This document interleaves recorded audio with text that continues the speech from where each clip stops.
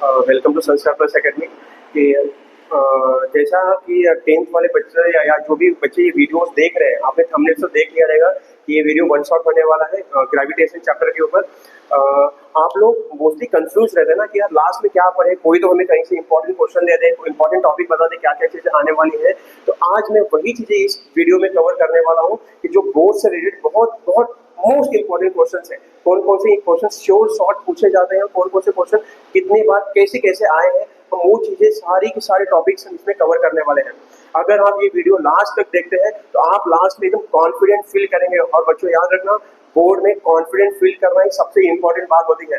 तो वीडियो में बने रहें और आगे सीखते रहें क्या क्या चीजें हो रही हैं। हम क्लास 10 के फर्स्ट चैप्टर साइंस 1 के फर्स्ट चैप्टर पढ़ने वाले हैं, जिसका नाम है ग्रेविटेशन। पहले मैं चैप्टर का नाम लिख देता हूँ, चैप्टर 1 ग्रेविटेशन। जब हम ग्रेविटेशन पढ़ते हैं तो हमें सबसे पहले सिंपल सा एक चीज याद आता है कि ग्रेविटेशन और ग्रेविटी रिलेट करते होंगे। मैं आपको ये सारी चीजें आपको बेसिक कंसेप्ट क्लियर करवाऊंगा। पहले हम पढ़ेंगे कि इससे ग्रेविटेशन एक टाइप का ग्रेविटेशन फोर्स है, एक टाइप का फोर्स है। हमने प्रीवियस स्टैंडर्ड में we have already studied about some forces. आपको पता है फोर्सेस कितने टाइप के होते हैं?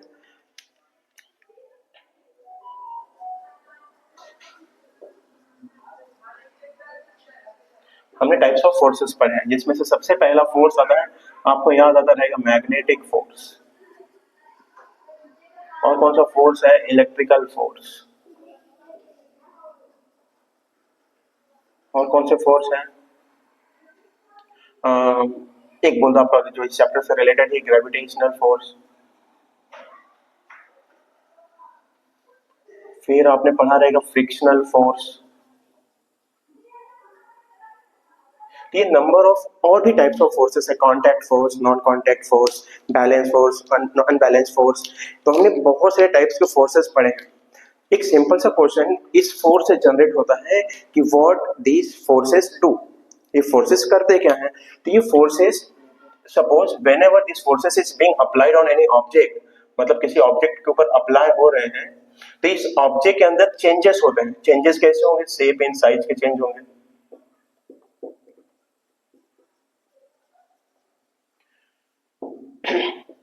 सेकेंड चेंज, इनका पोजीशन चेंज होगा। पोजीशन चेंज मतलब क्या करेंगे? मूव करेंगे। मूव करेंगे मतलब क्या आ जाएंगे? मोशन में आ जाएंगे। और भी आप बोल सकते हो, हम इस फोर्स का यूज कर सकते हैं टू स्टॉप और स्टार्ट द ऑब्जेक्ट। ऑब्जेक्ट को रोकने के लिए या ऑब्जेक्ट को मोशन में लाने के लिए हम यूज कर सकते हैं।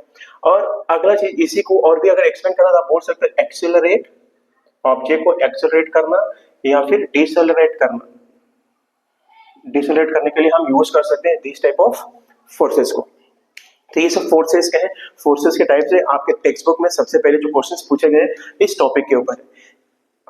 मैं जो चीजें पढ़ा रहा हूँ, हम क्या करेंगे, तो आपके बुक में जो भी एक एक क्वेश्चन है उस क्वेश्चंस को डिटेल में पढ़ेंगे कि क्या क्या चीजें दी गई हैं, क्या क्या आंसर्स होने चाहिए। ये क्वेश्चंस आपको आपके पिछले क्लास से रिलेट करवाते हैं कि हमने क्या क्या चीजें पढ़ी हैं।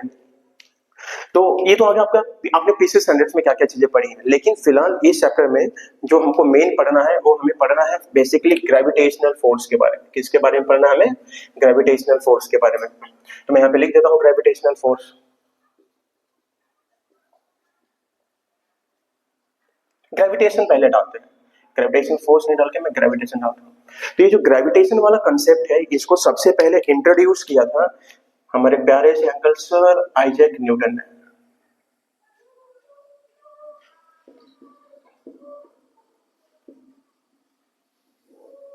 इन्होंने लिखा था। और आपने तो इनके बारे में बेसिक सा स्टोरी पढ़ा रहेगा कि ये एक पेड़ के नीचे बैठे थे। कौन से पेड़ के नीचे बैठे थे? एप्पल के पेड़ के नीचे बैठे थे।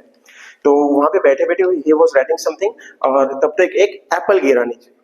जब एप्पल नीचे गिरा तो इन्होंने सोचा, ध्यान देना मैं क्या लिख रहा हूं मैं। इन्होंने देखा कि एप्पल इज फॉलिंग। उन्हें देखा एक एप्पल गिर रहा है, लेकिन ये जो एप्पल गिर रहा है, एप्पल गिरने का डायरेक्शन कैसा था? Vertically downward. कैसा था? Vertically downward direction.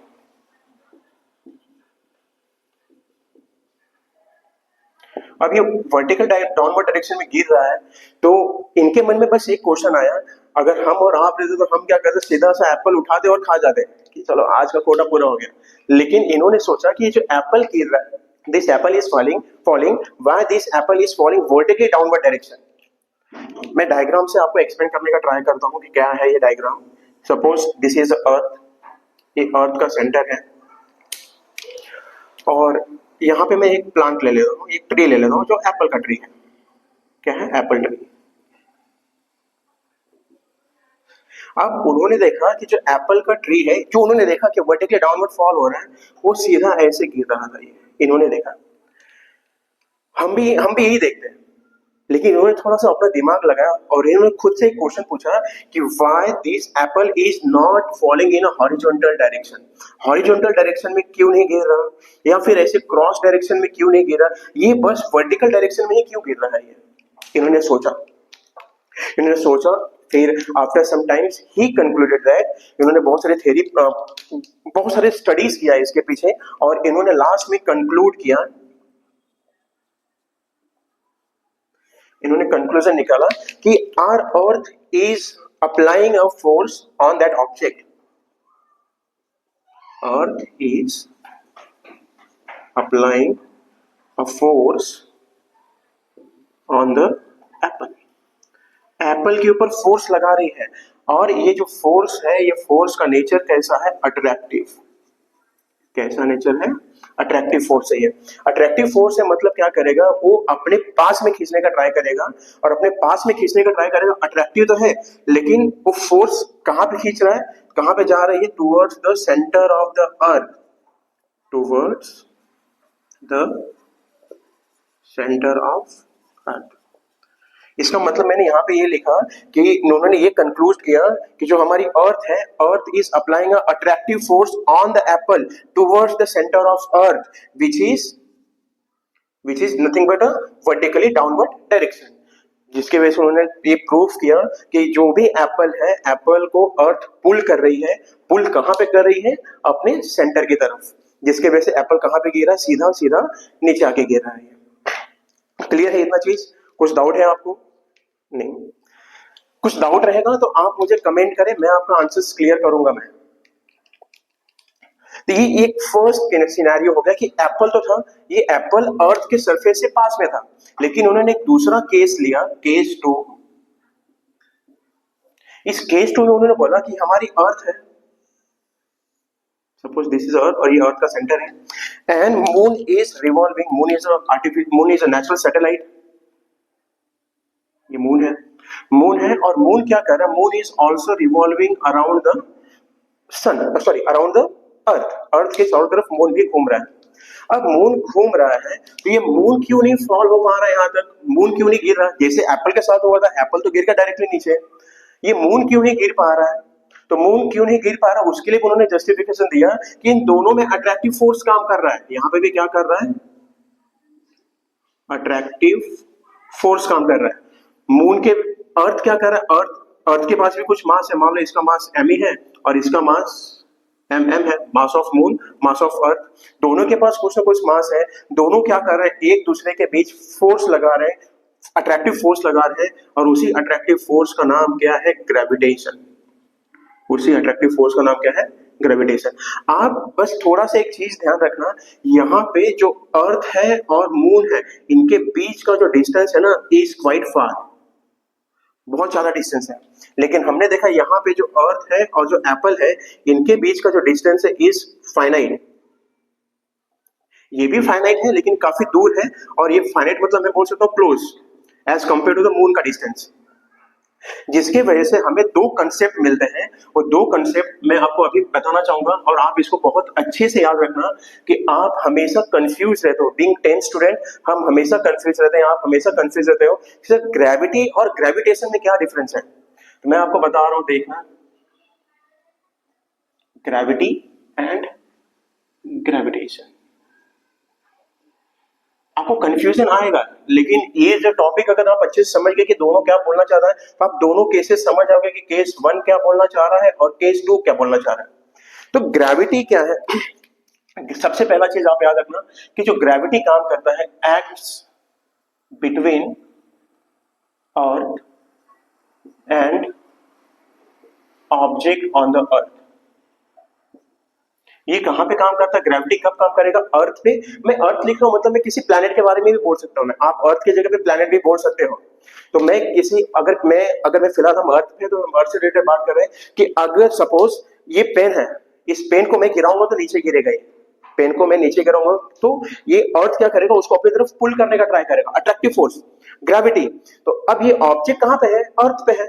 तो अर्थ क्या करी? इसको अपनी तरफ पुल करने का ट्राई करेगी, वो है ग्रेविटी। लेकिन ये काम करता है acts between two bodies having some mass. ये ऐसे चीजों के बीच में काम करेगा, ऐसे दो ऑब्जेक्ट्स के बीच में काम करता है जिनके पास कुछ न कुछ मास है। अगर मैं आपको एग्जांपल दूं, ये ब्लू मार्कर है, ब्लैक मार्कर है, दोनों को अगर मैं छोड़ूंगा तो दोनों नीचे की तरफ गिरेंगे दोनों। लेकिन इसका मतलब क्या हो रहा है? दोनों के ऊपर ग्रेविटी काम कर रहा है, क्योंकि दोनों ऑब्जेक्ट कहां पे? दोनों अर्थ पे है। लेकिन अगर मैं बात करूंगा कि बेटा इन दोनों के बीच में क्या रिलेशन है, तो ये ब्लैक वाला मार्कर ब्लू वाले को अट्रैक्ट करने का ट्राई कर रहा है और ब्लू वाला मार्कर ब्लैक वाले को अट्रैक्ट करने का ट्राई कर रहा है। इसी को बोलेंगे ग्रेविटेशन। और ग्रेविटेशन किसके बीच में काम करेगा? ऑब्जेक्ट्स के बीच में, जिसके पास क्या होना चाहिए? मास होना चाहिए।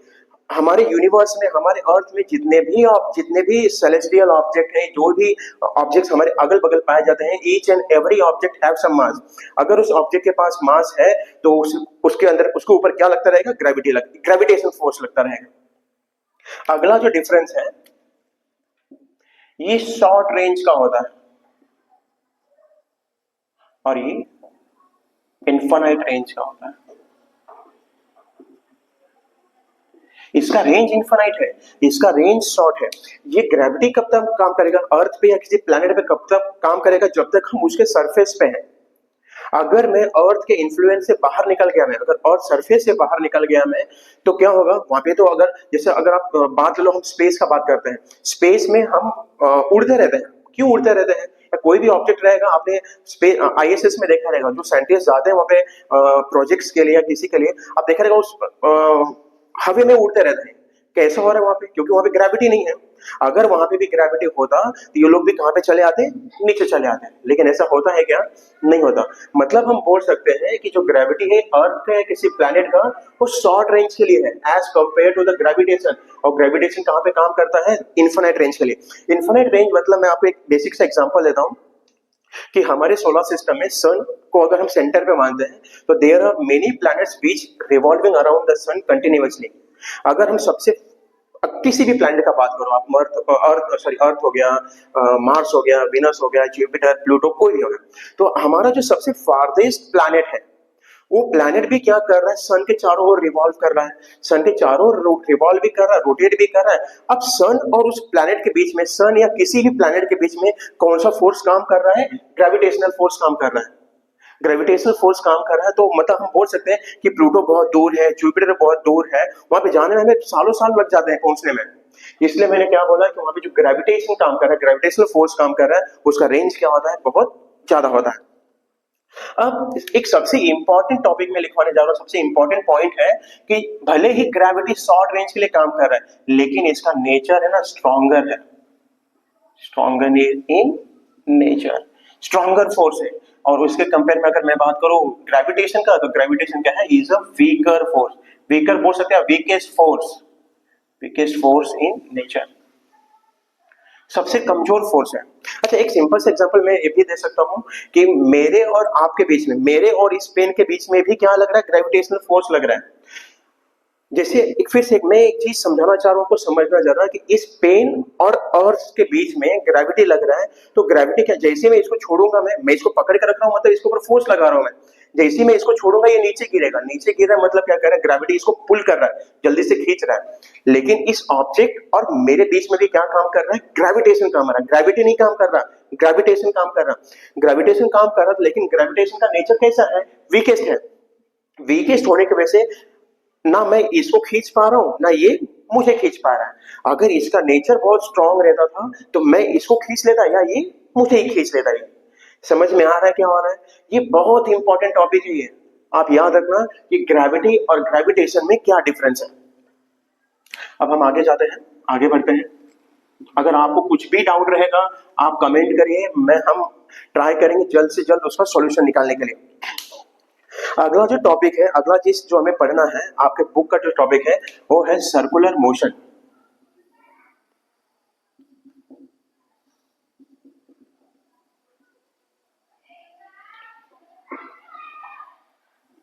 आपने सर्कुलर मोशन 9th स्टैंडर्ड में पढ़ा है। अगर आपने 9th स्टैंडर्ड बहुत अच्छे से पढ़ा है तो आपने देखा रहेगा सर्कुलर मोशन होता है। अगर मैं सीधे लाइन में चल रहा हूं मतलब मैं लिनियर मोशन कर रहा हूं।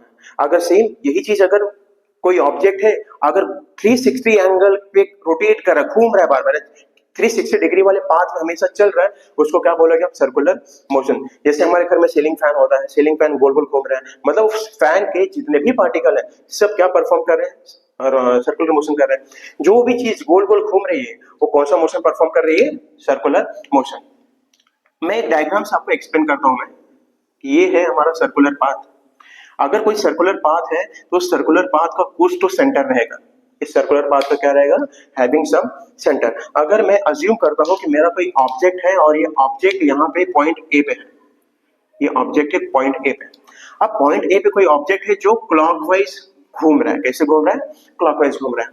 अगर आपको अगर मैं एक चीज करने के लिए बोलूं तो ट्राई करना, घर पे एक धागा लेना, रस्सी लेना, उसके ऊपर कोई पेन बांध देना और उसको घुमाने का ट्राई करना।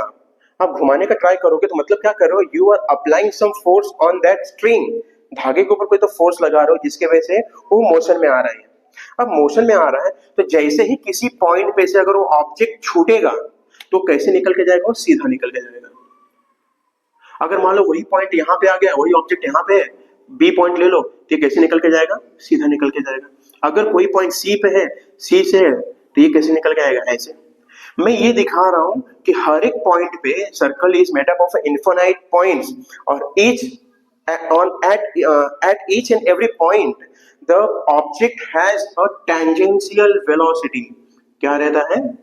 tangential velocity. इस टेंजेंशियल वेलोसिटी को ही आप बोल सकते हो लीनियर वेलोसिटी। क्या रहता है?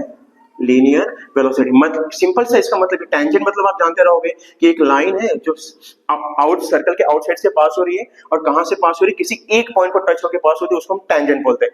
हिंदी में क्या बोलते हैं? आप जरा उसको मुझे कमेंट करके बताना, हिंदी में क्या बोलते हैं टेंजेंट को। तो अब ये ऐसे ऐसे घूम रहा है, ये सर्कुलर पाथ में घूम रहा है तो सर्कुलर पाथ हो गया। लेकिन सर्कुलर पाथ को घूमने के लिए, जैसे मैं आपको एक प्रैक्टिकल बोला करने के लिए, एक स्ट्रिंग लेना, उसके ऊपर पिन बांधना। सबसे पहले ना उसको पेन और धागे के बीच का जो डिस्टेंस रहेगा बहुत कम रहना चाहिए। आप देखोगे कि ऑब्जेक्ट घूम रहा है, घूम रहा है, घूम रहा है, लेकिन जैसे जैसे आप डिस्टेंस बढ़ाते जाओगे आप देखोगे कि क्या फील हो रहा है? ऑब्जेक्ट धीरे धीरे घूम रहा है कि फास्ट फास्ट घूम रहा है? आप कमेंट करेंगे कि आपने क्या फील किया आपने। तो बेसिकली अगर ये ऑब्जेक्ट गोल गोल घूम रहा है तो अगर इस पॉइंट पे छूटेगा इसको टेंजेंशियल वेलोसिटी मिल जाएगा। लेकिन हमें क्या करवाना है? सर्कुलर मोशन करवाना है। अगर इस ऑब्जेक्ट का सर्कुलर मोशन करवाना है तो मुझे हमेशा एक इसके ऊपर एक कांस्टेंट फोर्स लगाना पड़ेगा। क्या लगाना पड़ेगा? Constant force. और वो कांस्टेंट फोर्स रहेगा जो मैं स्ट्रिंग को पकड़ा हूं, मैं स्ट्रिंग को पकड़ा हूं वही वाला फोर्स। उस स्ट्रिंग के ऊपर फोर्स लगा रहा हूं ना, तो यहाँ पे एक फोर्स काम करेगा, एक फोर्स काम करेगा और जो फोर्स रहेगा उसी को हम बोलेंगे सेंट्रीपिटल फोर्स। क्या बोलेंगे? Centripetal force. मतलब कभी भी कोई आपको पूछेगा कि सेंट्रीपिटल सर्कुलर मोशन किसके वजह से पॉसिबल है, तो circular motion is possible just because of centripetal force. If there is no centripetal force acting on the object means the object won't be able to perform a circular motion. तो centripetal force के बारे में थोड़ा सा जान लेते हैं कि जो सेंट्रीपिटल फोर्स होता है इसको हम रियल फोर्स बोलते हैं। अब सच में फोर्स लगा दो स्ट्रिंग के ऊपर, इसलिए उसको रियल फोर्स बोला। सेंट्रीपिटल फोर्स रियल फोर्स होता है और इसका जो वैल्यू होता है वो होता है mv² अपॉन r। क्या होता है? mv² upon r।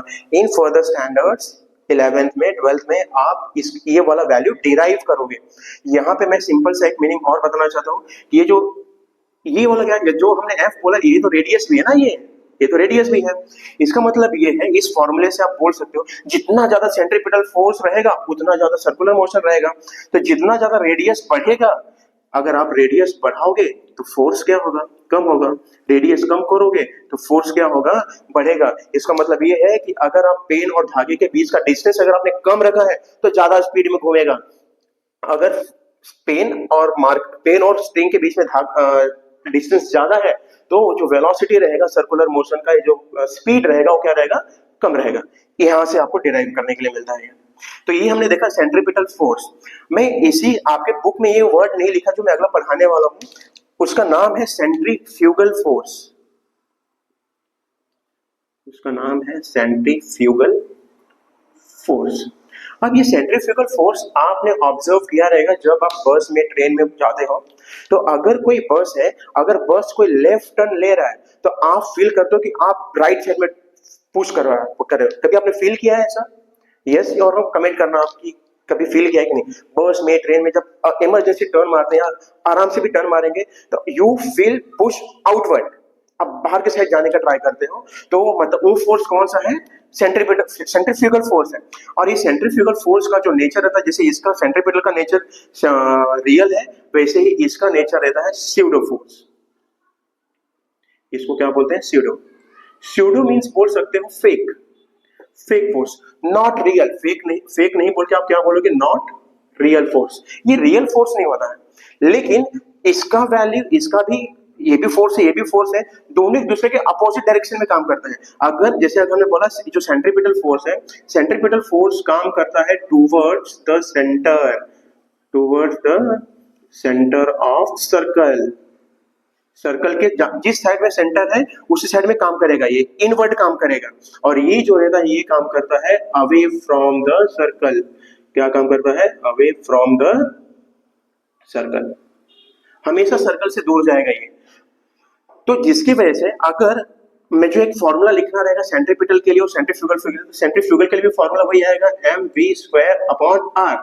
लेकिन दोनों में डिफरेंस ये है कि सेंट्रीफ्यूगल फोर्स में जो डिस्टेंस है, distance away from the centre जा रहा है, अवे फ्रॉम द सेंटर जा रहा है, तो मतलब ये डिस्टेंस हमेशा पॉजिटिव रहेगा।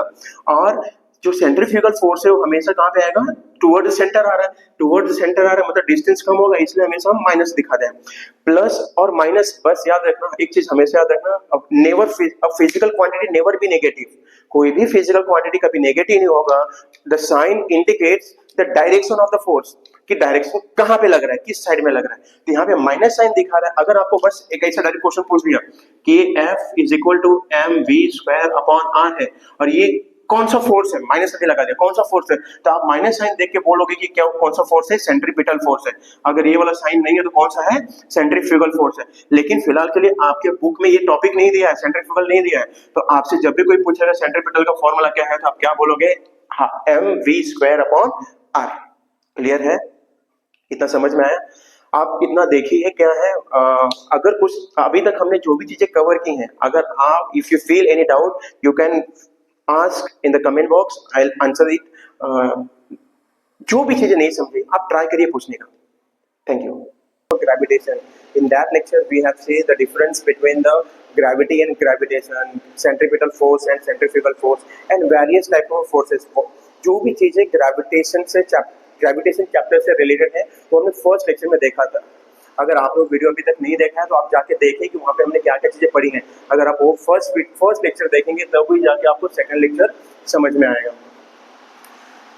हम स्टार्ट करते हैं लेक्चर 2। कुछ साल पहले, अगर हम बोल सकते हैं एंशियंट टाइम में, before the discovery of a telescope, उस टाइम पे जो एस्ट्रोनॉमर्स थे, एस्ट्रोनॉमर्स को भी दे वर फाउंड ऑफ कि what is happening in the universe, universe में क्या हो रहा है उनको पता करना था। लेकिन उस टाइम पे उनके पास कोई इंस्ट्रूमेंट नहीं थे, कोई डिवाइसेस नहीं थे, जिसकी वजह से उनको अपनी आंखों से देखना पड़ता था। आंखों से देख के वो प्रेडिक्ट कर देते पूरी चीजें। फिर एक साइंटिस्ट है जिसका नाम था गैलीलियो। गैलीलियो ने इंट्रोड्यूस किया टेलीस्कोप बनाया और बहुत अच्छा सा टेलीस्कोप बनाया। और उस टेलीस्कोप का यूज करके एक अगले साइंटिस्ट है जिसका नाम है जी कैपलर, जे फॉर जॉनस कैपलर। ये कैपलर ने स्टडी किया कि कैसे कैसे प्लैनेट्स चारों तरफ रिवॉल्व कर रहे हैं। उसके पहले कैसे कैसे रिवॉल्व कर रहे हैं। तो उन्होंने पढ़ा कि उसके पहले तक ये मान्यता थी, ऐसा सोचा जाता था कि प्लैनेट्स क्या करते हैं, सन के चारों तरफ सर्कुलर पाथ में रिवॉल्व करते हैं। लेकिन he was the first who said, who informed us कि नहीं, प्लैनेट्स सर्कुलर पाथ में रिवॉल्व नहीं करते हैं। प्लैनेट्स कैसे रिवॉल्व करते हैं, एलिप्टिकल पाथ में रिवॉल्व करते हैं। तो इन्होंने सबसे पहले बताया कि planets revolve around the sun in elliptical path, इन्होंने बताया। फिर आपके मन में क्वेश्चन आता है कि सर ये एलिप्टिकल पाथ क्या होता है, एलिप्स क्या होता है सर? एलिप्टिकल पाथ मतलब एलिप्स एक ज्योमेट्रिकल शेप होता है। एलिप्स, आपने सर्कल पढ़ा है, आपने रेक्टेंगल पढ़ा है, आपने स्क्वायर पढ़ा है, आपने ट्रायंगल पढ़ा है, आपने सब ज्योमेट्रिकल शेप पढ़े, लेकिन एलिप्स आपने नहीं पढ़ा है। तो एलिप्स नहीं पढ़ा है, लेकिन आपने कोन पढ़ा रहेगा। कोन, आप आइसक्रीम खाते हैं, आप आइसक्रीम खाते हैं, बर्थडे में आपने देखा रहेगा ऐसा कुछ तो कैप आता है। ये कैप लिया मैंने और इसको मैंने क्या किया, हॉरिजॉन्टली कट कर दिया। सॉरी, हॉरिजॉन्टली किसी इंक्लाइन प्लेन पे कट किया मैंने चाकू से या किसी से कट कर दिया। अब जब मैं ऊपर से देखूंगा ये शेप मुझे कैसा दिखाई देगा, ये शेप मुझे कुछ ऐसा दिखाई देगा, ऐसा दिखाई देगा। सर्कल में होते हैं एक सेंटर, लेकिन एलिप्स में होते हैं दो। एलिप्स में क्या होते हैं, दो। अब इसको सेंटर नहीं बोल के हम इसको बोलेंगे फोकस, फोकस 1, फोकस 2। अब फोकस क्या होता है, हमने 9th में पढ़ा है, रिफ्लेक्शन ऑफ लाइट में। अगर आपको फोकस के बारे में पता रहेगा तो आप कमेंट करके बताइए कि क्या क्या चीजें हैं फोकस, फोकस होता क्या है। तो यहाँ पे फोकस वर्ड आया, तो आप जब भी वर्ड सुनेंगे फोकस, फोकस होता है सिंगुलर। फोकस क्या होता है, सिंगुलर। आपके ही टेक्स्ट बुक में कहीं कहीं पे एक वर्ड मेंशन किया है फोकाई, ये होता है प्लूरल। प्लूरल होता है मतलब दो फोकस को एक साथ बोलना तो आप क्या बोलोगे, फोकाई। लेकिन कभी कभी बहुत सारे लोग प्रोनाउंसिएशन सबका अलग अलग होता है। कोई भी फोकाई बोलता है, कोई भी फोसाई बोलता है। What ever the pronunciation is, हमारा मेन मोटो ये है कि आपका स्पेलिंग राइट होना चाहिए। तो स्पेलिंग क्या है, FOCI, फोकाई। तो इन्होंने क्या किया, कैपलर ने प्लैनेट्स के रिवॉल्यूशन के हिसाब से इन्होंने लॉज दिए, जिसको बोला गया लॉज ऑफ प्लैनेटरी मोशन। क्या बोला गया, laws of planetary motion.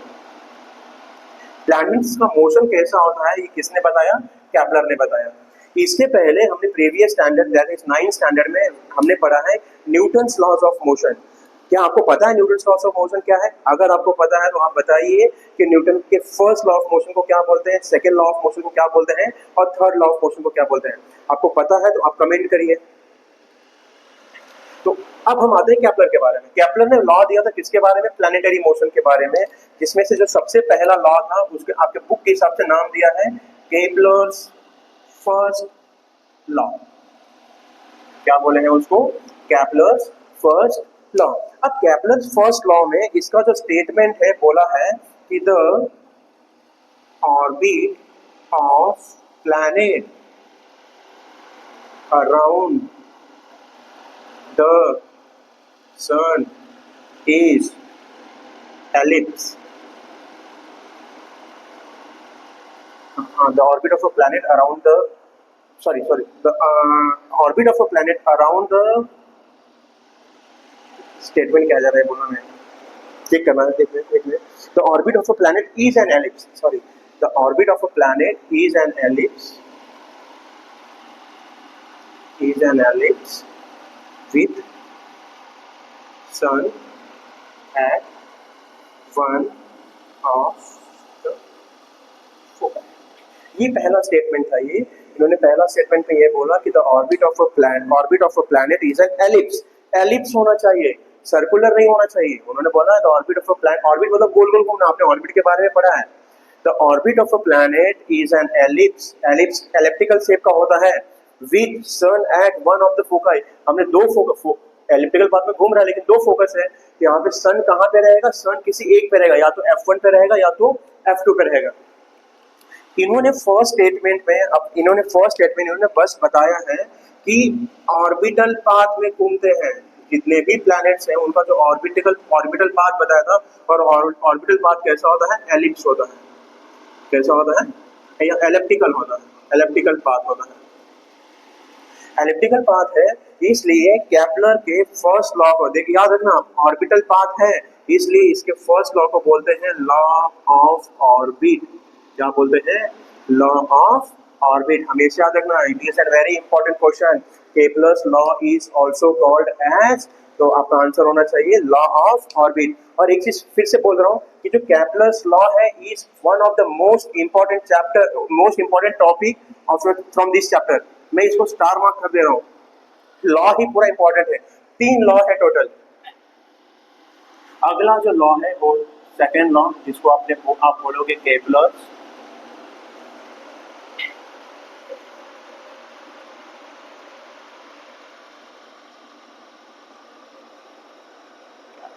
Second. Kepler second law बोलता है the line joining the planet, the line joining the planet and the सन,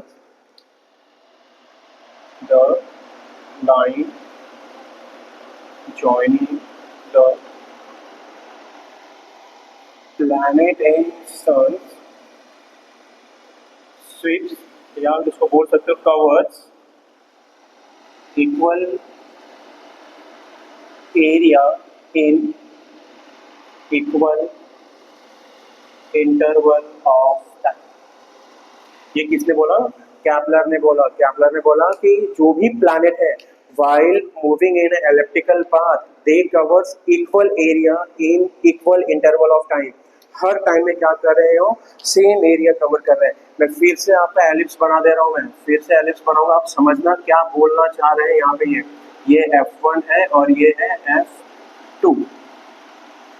अब आप मानो कि हमारा सन यहाँ पे, मानो इस पॉइंट F1 पे क्या है, क्योंकि हमने बोला सन तो एक ही है ना, या तो F1 पे रहेंगे या तो F2 पे रहेंगे। हम मान लेते हैं कहाँ पे है, यहाँ पे। अगर हम बात करते हैं कि मेरा प्लैनेट किसी ए पोजीशन पे है, कहाँ पे है? पोजीशन ए पे है, इसको ए बना लेते हैं, ए पोजीशन पे है। अगर ए पोजीशन से हमने स्टार्ट करवाना स्टार्ट किया तो ये कुछ टाइम में, मान लो कि इन टी टाइम ये कवर करता है डिस्टेंस बी तक, यहाँ तक डिस्टेंस कवर किया। कितना टाइम ले रहा है याद रखना, टी टाइम ले रहा है। फिर से यहाँ पे ये पॉइंट सी पे स्टार्ट हो रहा है, सी से स्टार्ट हो रहा है और सी से स्टार्ट हो रहा है, और फिर से ये डिस्टेंस कितना ट्रैवल कर रहा है? टी तक उसको डिस्टेंस ट्रैवल कर रहा है, टी तक डिस्टेंस ट्रैवल कर रहा है, और सी से डी तक जाने में कितना टाइम लिया इसने? टी टाइम लिया। फिर से टाइम कितना ले रहा है? ये टी टाइम ले रहा है। सी से डी तक जाने के लिए टी टाइम ले रहा है। फिर हम एक दूसरा कंडीशन ले लेते हैं कि पॉइंट, अब वो प्लैनेट ई पोजीशन पे पहुंचा है, ई से लेके एफ तक जाने में वो कितना टाइम ले रहा है? वो टी टाइम ले रहा है। हर कंडीशन हमने देखा, ए से बी तक जाने में टी टाइम, सी से डी पे जाने के लिए टी टाइम, ई से एफ तक जाने के भी टी टाइम ले रहा है। तो उसने क्या बोला, समझना कि स्टेटमेंट क्या बोला? The line joining planet and sun, ये हमारा ए पे प्लैनेट है ना, ये पेन चेंज करता हूँ मैं। अगर मैं ए से प्लैनेट को और सन से ज्वाइन कर देता हूँ, मैं लाइन को, एक लाइन है जो क्या कर रही है? प्लैनेट और सन को ज्वाइन कर रही है, तो प्लैनेट और सन को ज्वाइन कर दिया मैंने। यहाँ पे भी क्या होगा? ये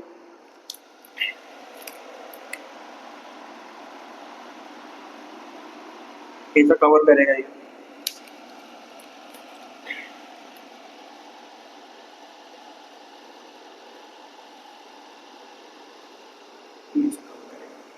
अब आप देखोगे कि हमने यहाँ पे कुछ कवर किया है, यहाँ पे कुछ तो एरिया आ रहा है रेड वाला, यहाँ पे हमने देखा ये एरिया कवर कर रहा है ग्रीन वाला, और यहाँ पे हमने देखा कि एरिया कवर कर रहा है ब्लैक। इस स्टेटमेंट का बोलना ये है कि अगर इक्वल इंटरवल ऑफ टाइम है, हर जगह टाइम सेम है, तो ये क्या करेगा? इक्वल एरिया कवर करेगा। मतलब ये A1 है, ये A2 एरिया है और ये A3 एरिया है। तो इस स्टेटमेंट के हिसाब से A1 is equal to A2 is equal to A3 है। ये बोला है किसने? केपलर के सेकंड लॉ ने। केपलर का सेकंड लॉ यही बोलता है कि इक्वल एरिया में क्या करेगा? Equal interval of time cover करेगा। अब याद रखना, जो अगर आप आगे नीट या जेईई का एग्जाम देना चाहते हैं, ये टॉपिक आपके लिए बहुत इंपॉर्टेंट है, ये सेकंड लॉ बहुत इंपॉर्टेंट है। यहाँ पे आपको एक क्वेश्चन पूछता है कि जो प्लैनेट रहेगा, प्लैनेट का दो कंडीशन होगा, प्लैनेट का दो कंडीशन होगा, या तो ये क्लोज टू द सन रहे या फिर अवे फ्रॉम द सन रहे। या फार अवे फ्रॉम द सन रहेगा, फार अवे फ्रॉम सन। ये दो कंडीशन क्रिएट होगा कि प्लैनेट या तो पास में रहेगा या तो दूर रहेगा। अगर मेरा प्लैनेट, हमेशा एक चीज याद रखना, अगर प्लैनेट आपका पास है तो उसका स्पीड क्या रहेगा, स्पीड बोलो या वेलोसिटी बोलो, स्पीड बोलो या वेलोसिटी बोलो, क्या रहेगा, हमेशा हाई रहेगा या मोर रहेगा। स्पीड हमेशा ज्यादा रहेगा कब, जब प्लैनेट सन के पास में है, और जब प्लैनेट सन से दूर है तो उस कंडीशन में क्या होगा, स्पीड या वेलोसिटी क्या होगा, लो होगा या लेस होगा। हमेशा एक चीज याद रखना, अरे इस कंडीशन से दिख रहा है ना, ये आपके बुक में भी सेम डायग्राम बना है ऐसे करके, ये मतलब क्या, सन के पास में कोई प्लैनेट तो due to the gravitational force या ग्रेविटेशनल फोर्स या ग्रेविटी के वजह से, ये ग्रेविटेशनल फोर्स बोलो, ग्रेविटी नहीं, ग्रेविटेशनल फोर्स की वजह से इसका स्पीड बढ़ जाता है यहाँ तक कि ये ज्यादा एरिया कवर करेगा। लेकिन यहाँ से दिख रहा है ज्यादा एरिया कम एरिया, लेकिन उसका जब एरिया निकाला गया तो ये पाया गया कि area 1 is equal to 2 is equal to 3 है। वही क्या बोलना चाह रहा है, ये सेकेंड लॉ बोलना चाहता है। तो सेकेंड लॉ को ही, सेकेंड लॉ किसके बारे में बता रहे हैं, एरिया के बारे में बता रहे हैं, इसलिए इसको बोलते हैं लॉ ऑफ एरिया। क्या बोलते हैं, लॉ ऑफ एरिया। तो हमेशा याद रखना कि Kepler second law is called as law of area, very important. और जो सबसे थर्ड वाला लास्ट वाला लॉ है, केपलर ने 3 लॉ दिए थे, तो अगला जो लॉ है उसको बोलते हैं Kepler's third law. Kepler's third law, Kepler's third law में इन्होंने बोला कि the square of orbital period, the square of orbital period of revolution of a planet, of revolution of planet around the sun, around the sun is directly proportional to, is directly proportional to the cube of mean time, cube of mean distance, cube of mean distance between the planet and the sun। ये क्या है, थोड़ा सा statement में मैंने अपने से थोड़ा ऐड किया कुछ, तो आपके टेक्स्ट बुक में जो स्टेटमेंट लिखे हैं वही स्टेटमेंट लिखने का ट्राई करना, डिक्टो लिखना है स्टेटमेंट। मैंने यहाँ पे आपको बस समझाने के लिए लिखा है। ये स्टेटमेंट को अगर मैं मैथमेटिकल फॉर्म में कन्वर्ट करूँ, मैं मैथमेटिकली अगर इसको लिखने का ट्राई करो तो ये बन जाएगा, यहाँ पे बोला square of orbital period. Orbital period के कहीं कहीं पे ना आप लिख ना टाइम पीरियड भी लिख सकते हो आप, ऑर्बिटल पीरियड को क्या लिख सकते हो, टाइम पीरियड। तो स्क्वायर ऑफ टाइम पीरियड, आपको पता है हम टाइम को कैसे लिखते हैं, टी से लिखते हैं, कैपिटल टी लिख रहे हैं इसलिए यहाँ पे हम बड़े से टाइम के बारे में बात कर रहे हैं। तो यहाँ पे टी हो गया, T is nothing but square. तो यहाँ पे क्या बोला, the square of time period, square of time period of revolution of a planet. ये टाइम ले रहा है प्लैनेट रिवॉल्व करने के लिए सन के चारों तरफ, और ये स्क्वायर ऑफ टाइम पीरियड किसके बराबर आएगा, is directly proportional to the cube of mean distance. Distance को हम आर से लिखते हैं, डिस्टेंस को किससे लिखेंगे, आर से लिखेंगे, और कैसा होना चाहिए, क्यूब होना चाहिए। तो distance of directly proportional to cube of mean of distance between the planet and sun. यहां से समझने का ट्राई करना, मान लो ये प्लैनेट है और ये सन है, इनके बीच का जो डिस्टेंस है वो आर है, उसी को बोला है मीन डिस्टेंस, उसी को क्या बोला है, मीन डिस्टेंस। अब जब हम इसको सॉल्व करेंगे तो ये नॉर्मल सॉल्व जाएगा, T square upon R cube, या ऐसा लिखो, हमें पता है जब प्रोपोर्शनैलिटी का साइन हटाते हैं तो इक्वल और एक कांस्टेंट वैल्यू डालते हैं, तो इक्वल डाल दिया और एक कांस्टेंट वैल्यू डाल दिया, आर सी आर क्यूब, यहाँ पे हो जाएगा T square upon R cube is equal to क्या रहेगा, कांस्टेंट। इसका बोलना मतलब ये है कि हमेशा time, square of time period का और क्यूब ऑफ मीन डिस्टेंस का जब भी आप वैल्यू निकालोगे तो it will always give a constant value. क्या आएगा, हमेशा कांस्टेंट वैल्यू आएगा। तो ये किसके बारे में था, ये था आपके थर्ड लॉ के बारे में। जो कैपलर्स का थर्ड लॉ है उसको हम और भी बोलते हैं, is also known as law of time period, क्या बोलते हैं आप, लॉ ऑफ टाइम पीरियड। ये चीज आप याद रखना, Kepler's third law is also called as law of time period. ये जो तीन लॉ हमने अभी तक पढ़े हैं उसमें से सबसे इंपॉर्टेंट है ये वाला, 10th के लिए भी, आप आगे जाके 11th में जाओगे, 11th स्टैंडर्ड साइंस में भी आपको सबसे पहला ही चैप्टर नंबर 5th या 4th है ग्रेविटेशन करके, वहां पे इसके बारे में इस लॉ का यूज किया है टू कैलकुलेट द न्यूमेरिकल्स।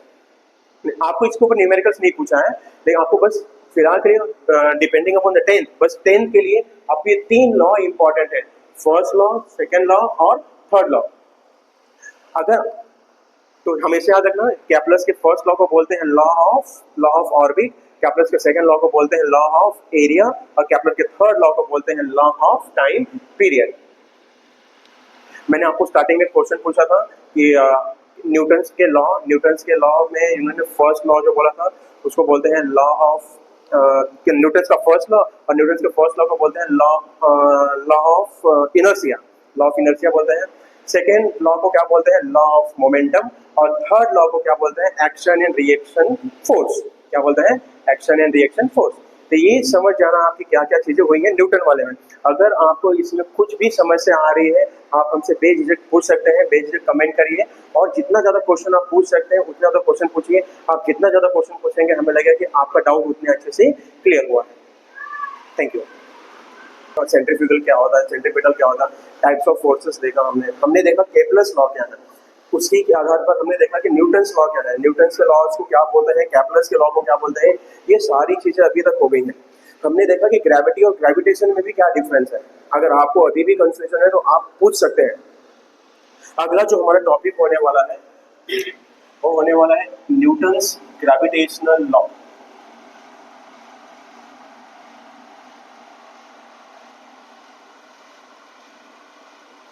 इस लॉ में न्यूटन अंकल ने बोला कि suppose if there is two objects, अगर मेरे पास कोई दो ऑब्जेक्ट है और suppose this object is having mass m1 और इसके पास मास है m2, और इसका एक सेंटर है, इसका भी एक सेंटर है, इस सेंटर से इस सेंटर तक का डिस्टेंस, फर्स्ट सेंटर से सेकंड सेंटर का डिस्टेंस जो है वो है r। आप d भी ले सकते हो, कहीं पे d मेंशन किया है, हम कुछ भी ले सकते हैं। तो हमारे फॉर्मूले के हिसाब से r बनना चाहिए। हमने ले लिया r की दो ऑब्जेक्ट के बीच का जो डिस्टेंस है वो r है। तो न्यूटन अंकल ने एक स्टेटमेंट दिया कि अब हमने जैसे ग्रेविटेशन में पढ़ा था, जब हमने डिस्टिंग्विश किया था ग्रेविटी और ग्रेविटेशन में, तो वहां पे हमने देखा था कि ग्रेविटी क्या है, ग्रेविटी मतलब क्या, कोई ऑब्जेक्ट है अगर अर्थ पर रखा है तो अर्थ उसको अपनी तरफ खींचेगा, वो ग्रेविटी है। लेकिन हमारे यूनिवर्स में ये दो पेन भी एक दूसरे को अट्रैक्ट कर रहे हैं क्या, हाँ अट्रैक्ट कर रहे हैं। ये वाला पेन इसके ऊपर ग्रेविटेशन अप्लाई कर रहा है, ग्रेविटेशन फोर्स अप्लाई कर रहा है, ये वाली पेन इसके ऊपर ग्रेविटेशन फोर्स अप्लाई कर रही है।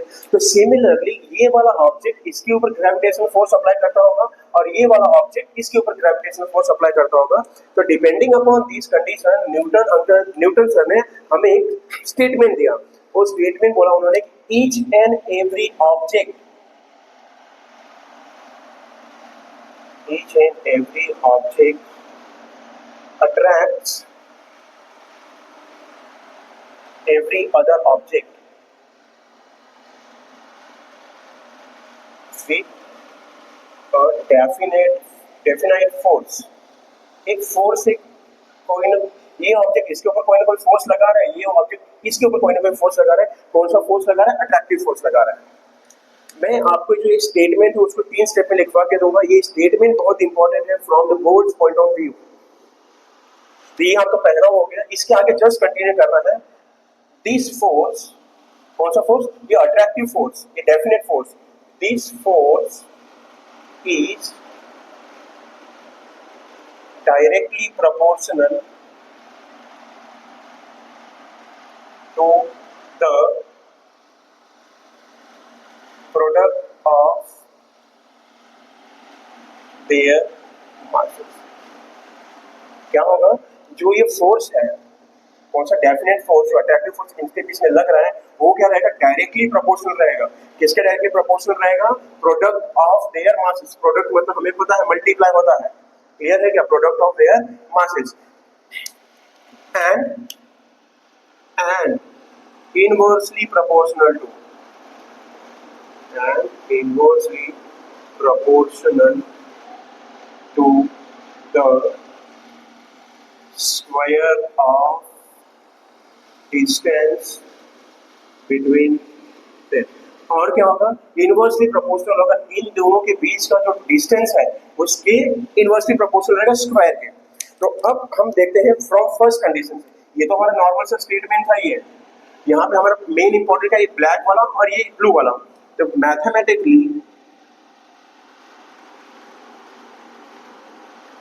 जब हम इसको स्टेटमेंट को मैथमेटिकल फॉर्म में सॉल्व करना स्टार्ट करेंगे तो पहला स्टेटमेंट से बोलता है फोर्स इज डायरेक्टली प्रोपोर्शनल।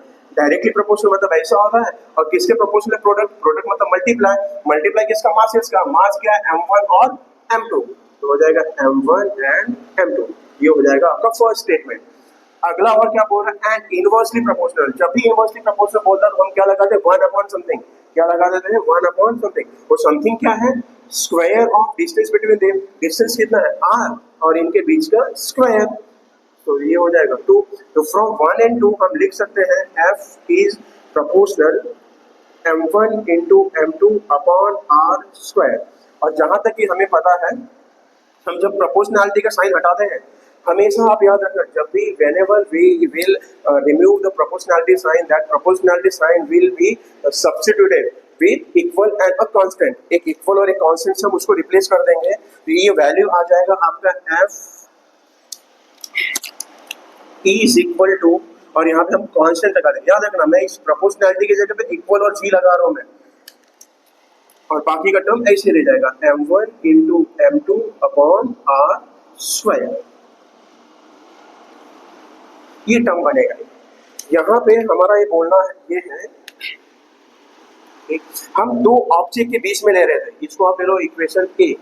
हम जब दो एक नॉर्मल ऑब्जेक्ट के बीच में ले रहे थे तो हमारा ग्रेविटेशनल फोर्स कितना आया, g m1 m2 upon r square, where g को हम बोलते थे, कैपिटल G को हम बोलते हैं यूनिवर्सल ग्रेविटेशनल कांस्टेंट। क्या बोलते हैं, यूनिवर्सल ग्रेविटेशनल कांस्टेंट। और ये जो यूनिवर्सल ग्रेविटेशनल कांस्टेंट है, इसका जो वैल्यू होता है वो होता है 6.67 into 10 power -11 newton metre square पर केजी स्क्वायर। ये आप याद रखना। कैसे आया ये, हम यहाँ से हम g का वैल्यू निकाल सकते हैं कि g इज इक्वल टू क्या हो जाएगा, f r square upon m1 into m2। तो g का यूनिट निकालना है हमको, ये तो आपका g का फॉर्मूला हो गया। g मतलब क्या, यूनिवर्सल ग्रेविटेशनल कांस्टेंट। f का यूनिट होता है न्यूटन, डिस्टेंस का स्क्वायर है तो metre square, upon kg into kg क्या आ जाएगा, kg स्क्वायर। तो यहाँ पर g का वैल्यू आ गया। अगर हम इक्वेशन स्टार को, हमारा जो इक्वेशन ए है, हमने यहाँ पे दो ऑब्जेक्ट्स दिए थे, ऑब्जेक्ट ए और ऑब्जेक्ट बी। यहाँ पे नाम दे दो इनको, ये ऑब्जेक्ट ए है और ये ऑब्जेक्ट बी है। अगर मुझे यही फॉर्मूला लिखना था, लेकिन मुझे अर्थ को रेफरेंस लेके लिखना है, तो यही फॉर्मूला हम लिख सकते हैं। इफ वी कंसिडर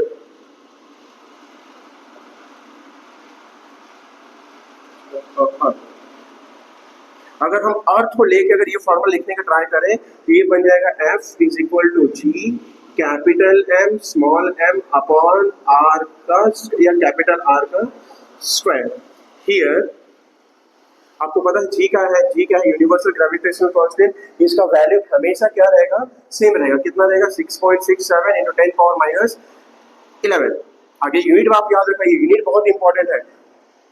हमें आदत होती है कि हम बस नंबर्स याद रख लेते हैं, लेकिन एग्जाम्स में ये सबसे इंपॉर्टेंट क्वेश्चन पूछता है कि what is unit of universal gravitational constant. तो आप हमेशा याद रखना, यूनिवर्सल ग्रेविटेशनल कांस्टेंट का वैल्यू यूनिट क्या रहता है, न्यूटन मीटर स्क्वायर पर केजी स्क्वायर।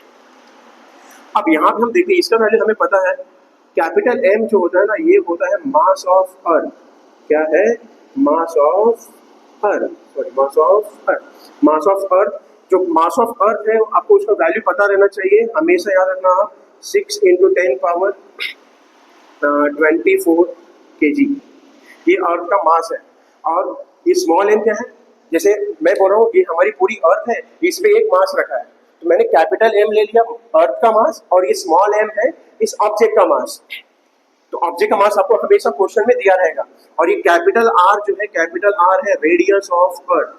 कैपिटल R क्या है आपका, रेडियस ऑफ अर्थ। और ये रेडियस ऑफ अर्थ का जो वैल्यू है वो होता है 6400 किलोमीटर। कितना होता है? 6400 किलोमीटर। आपने अगर देखा रहेगा तो मैंने जितने भी वैल्यूज लिखे हैं सब हमने एसआई सिस्टम में लिखा है, किलो किलो किलो के टर्म में। एसआई सिस्टम बोलो या फिर एमकेएस सिस्टम बोलो, तो आपको ना कन्वर्जन पता रहना चाहिए। तो आप मुझे कमेंट करके बताएंगे कि जब इस जी को हमने ये एसआई सिस्टम में लिखा है, अगर आप इसको सीजीएस में कन्वर्ट करोगे, इस जी का वैल्यू कितना आएगा, इस एम का वैल्यू कितना आएगा और इस आर का वैल्यू कितना आएगा, आप मुझे कमेंट करके बताइए। तो यहाँ तक का जो स्टेटमेंट था ये हमारे न्यूटन सर ने बताया था कि ग्रेविटेशनल लॉ क्या है। इसके लिए ये स्टेटमेंट बहुत इंपॉर्टेंट है। ये जो हमने लिखा है यही स्टेटमेंट है, यही स्टेटमेंट है। अब आपको चीजें समझ रही हैं, मैं आपसे ये एक्सपेक्ट करूँगा आपको चीजें समझ रही हैं। आपको नहीं समझ रही तो आप पूछना। आप हमेशा अगर मैं साइंस में जो भी चीजें दी गई हैं उसको आप एकदम रट्टा नहीं मारो। आपको समझ गया है, try to write it in your own words. आप मैंने जैसा लिखा वैसा लिखो, आपकी बुक में जैसा दिया है वैसा लिखो, या आपको जैसा समझ में आया आप वैसा लिखने का ट्राई करो। अल्टीमेटली एम क्या होना चाहिए कि जो सर ने बोला, न्यूटन सर ने बोला था, वही हमें ये फॉलो करना है। ये हमारे मैथमेटिकल फॉर्म में आना चाहिए। तो ये हमारा हो गया फॉर्मूला अर्थ को रिलेट करके। इसको हम दे देते हैं कैपिटल बी, इसको हम दे देते हैं कैपिटल बी। ये हमारा खत्म हो गया, न्यूटन्स ग्रेविटेशनल लॉ यहाँ तक खत्म हो गया है। अब ना बहुत सारे बच्चों का एक क्वेश्चन होता है कि सर ये प्रॉब्लम्स, इस फॉर्मूले के ऊपर ना कुछ प्रॉब्लम्स पूछे जाते हैं एग्जाम में, लेकिन पूछे आज तक तो पूछे नहीं गए हैं। क्योंकि होता क्या है कि आप जब ये सारी वैल्यूज डालोगे आप, तो आप सॉल्व जब करने जाओगे तो आप सॉल्व तो कर लोगे, लेकिन सिंप्लीफाई फाइनल रिजल्ट तक नहीं पहुंचे हुआ था। और solving problems on basis of this formula is very tough, बहुत टफ होता है, टाइम कंज्यूमिंग होता है। इस फॉर्मूले के ऊपर आपको क्वेश्चंस नहीं पूछेंगे, न्यूमेरिकल्स नहीं पूछेंगे, लेकिन ये पूछ सकता है न्यूटन्स ग्रेविटेशनल लॉ। इसको आप मोस्ट इंपॉर्टेंट क्वेश्चन मार्क करना, मोस्ट इंपॉर्टेंट क्वेश्चन। क्लियर है? अब हमें जैसे इसके हिसाब से तो हमें पता चलता है, जैसे अगर मैं एक ऑब्जेक्ट ले रहा हूँ, अगला आपका एक टॉपिक है ना अर्थ ग्रेविटेशनल फोर्स, और ग्रेविटेशनल। अब अर्थ ग्रेविटेशनल फोर्स काम कैसे करता है? तो सिंपल सा, ग्रेविटी बोलो, ग्रेविटेशन बोलो, बात तो अलग है, लेकिन हमने ये वाला जो फोर्स लिया है हमने अर्थ को रेफरेंस में लेके किया। अर्थ को रेफरेंस में लेके करो मतलब ग्रेविटी ही है वहां पे। क्या है?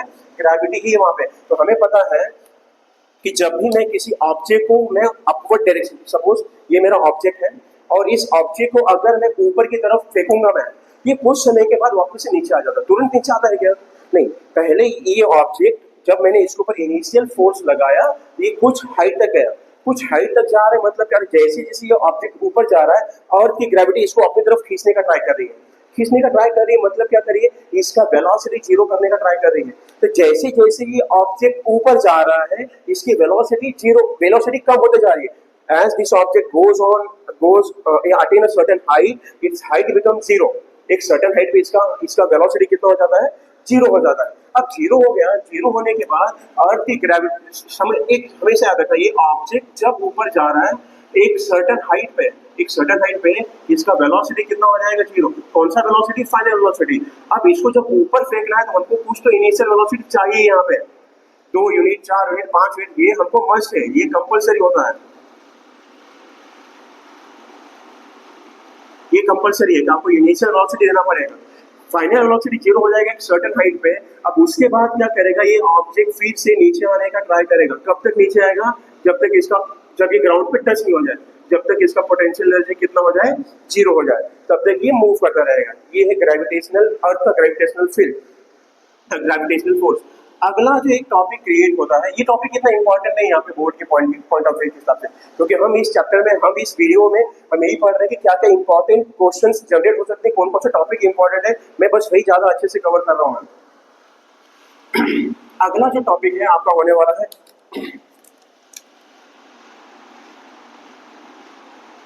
अर्थ ग्रेविटेशनल एक्सीलरेशन। अगला जो टॉपिक है वो है हमारा अर्थ ग्रेविटेशनल एक्सेलरेशन। आपको एक्सेलरेशन मतलब पता रहेगा, आपको एक्सेलरेशन मतलब पता रहेगा, अगर पता है तो आप मुझे हाँ बोलिए। तो क्या होता है rate of change of velocity, क्या होता है rate of change of velocity, आपको हमेशा याद रखना है। आप हाईएस्ट स्टैंडर्ड में जाएंगे ना तो आपसे सबसे पहला क्वेश्चन या इंटरव्यू में पहला क्वेश्चन यही पूछता है व्हाट इज एक्सेलरेशन, तो आपको हमेशा याद रखना चाहिए rate of change of velocity is called acceleration. और हमें इसका यूनिट भी पता है, यूनिट क्या होता है मीटर पर सेकेंड स्क्वायर, क्या होता है मीटर पर सेकेंड स्क्वायर। अब हमें ये तो निकालना है अर्थ का ग्रेविटेशनल एक्सेलरेशन निकालना है। अब हमको पता है अर्थ का ग्रेविटेशनल एक्सेलरेशन को हम स्मॉल जी से लिखते हैं, किससे लिखते हैं स्मॉल जी से लिखते हैं। याद रखना स्मॉल जी और कैपिटल जी में डिफरेंस है। कैपिटल जी को आप बोलते हो यूनिवर्सल ग्रेविटेशनल कांस्टेंट, और आप स्मॉल जी को क्या बोलते हो अर्थ ग्रेविटेशनल एक्सेलरेशन। और समटाइम्स इसी को और शॉर्ट में बोला जाता है एक्सेलरेशन ड्यू टू ग्रेविटी। क्या बोलते हैं एक्सेलरेशन ड्यू टू ग्रेविटी, किसको बोलते हैं जी। अब ये जी का वैल्यू हमें निकालना है, लेकिन हमने फॉर्मूले बी से पढ़ा, इक्वेशन बी से हमें पता है एफ इज इक्वल टू क्या होता है G capital M small M upon R square. इसको आप वन दे दो equation from Newton second law, from Newton second law. हमने न्यूटन के सेकेंड लॉ से बोला, आपको हमने पढ़ाया था कि न्यूटन का सेकेंड लॉ को क्या बोलते हैं। न्यूटन का सेकेंड लॉ क्या है लॉ ऑफ मोमेंटम, और लॉ ऑफ मोमेंटम से हमें एक फॉर्मूला आया था F is equal to M A. क्या होता है एम ए होता है। यहाँ पे ये एक्सेलरेशन है, लेकिन हमको निकालना क्या है एक्सेलरेशन ड्यू टू ग्रेविटी। तो यही फॉर्मूला को हम लिख देते हैं एम जी। क्या लिख देते हैं एम जी। आप जस्टिफिकेशन देना ए इज इक्वल टू क्या मान लिया हमने जी मान लिया, तो एफ क्या है एफ का वैल्यू क्या हो जाएगा एम जी। अब ये वाला वैल्यू आप इक्वेशन वन में पुट करोगे तो क्या हो जाएगा M G is equal to G capital M small M upon R square. ये स्मॉल एम से ये स्मॉल एम कैंसिल हो जाएगा, आपका वैल्यू क्या बचेगा capital G M upon R square. ये आपका क्या है स्मॉल जी का वैल्यू आ गया। तो हमेशा याद रखना जब भी आपको स्मॉल जी का वैल्यू आएगा आपको ये लिखना है। अब होगा क्या हमारे पास कैपिटल जी का वैल्यू है, हमारे पास कैपिटल एम का भी वैल्यू है, हमारे पास कैपिटल आर का भी वैल्यू है। जब आप ये सारी वैल्यूज पुट करोगे तो आपको जी का वैल्यू मिलता है 9.8 मीटर पर सेकेंड स्क्वायर।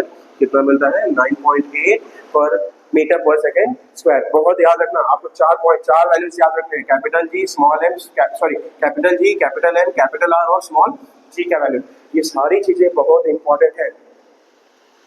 और हम अगला जो टॉपिक आपका होने वाला है कि ये जो जी का वैल्यू है, जैसे आपने पढ़ा रहेगा कि हमने पढ़ रहे हैं कि अर्थ का ग्रेविटेशनल एक्सेलरेशन, मतलब ये जो जी का वैल्यू है बस अर्थ के लिए है। Every planet has their own G value, हर एक प्लैनेट का जी का वैल्यू अलग अलग है, लेकिन वो तो हमें बाद में पढ़ना है। हमें बस ये चीजें देखनी है कि क्या ये जी का वैल्यू 3 फैक्टर्स के ऊपर डिपेंड करता है। इसके ऊपर 3 फैक्टर्स के ऊपर डिपेंड करेगा, हाइट, डेप्थ और इक्वेटर एंड पोल, इक्वेटर और पोल। तो अगला जो टॉपिक हमारा होने वाला है इसके ऊपर ही होगा कि how what is the variation of G related to the height depth and equator and pole. तो हम अगले वीडियो में हम यही देखने वाले हैं। आगे हम कुछ आगे ये टॉपिक के बाद हम कोई चीजें देखने वाले हैं। Thank you. हमने देखा कि न्यूटन ग्रेविटेशनल लॉ क्या है, जिसकी वजह से हमने फॉर्मूले निकाले, उनका स्टेटमेंट देखा हमने, उनका लास्ट में जो फॉर्मूला निकाला होता है F is equal to capital G capital M small M upon R square. उसके हिसाब से हमने न्यूटन के सेकेंड लॉ से कंपेयर करके हमने क्या निकाला था स्मॉल जी का वैल्यू निकाला था। स्मॉल जी क्या है एक्सेलरेशन ड्यू टू ग्रेविटी, और उसका वैल्यू आया था 9.8 मीटर पर सेकेंड स्क्वायर। आप उसको जब मैथमेटिकली सॉल्व करोगे ना तो आपका आंसर 9.8 एग्जैक्टली नहीं आएगा, 9.79 ऐसा कुछ करके आंसर आता है। हम उसको राउंड ऑफ करके लिखते हैं 9.8। अब हमने जो एक्सीलरेशन ड्यू टू ग्रेविटी देखा था, हमने जो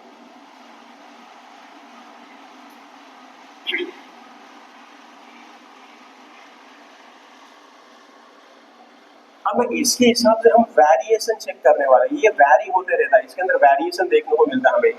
अब ये वेरिएशन, ये टॉपिक भी बहुत इंपॉर्टेंट है, याद रखो ये टॉपिक इंपॉर्टेंट है, इंपॉर्टेंट फॉर एमसीक्यू।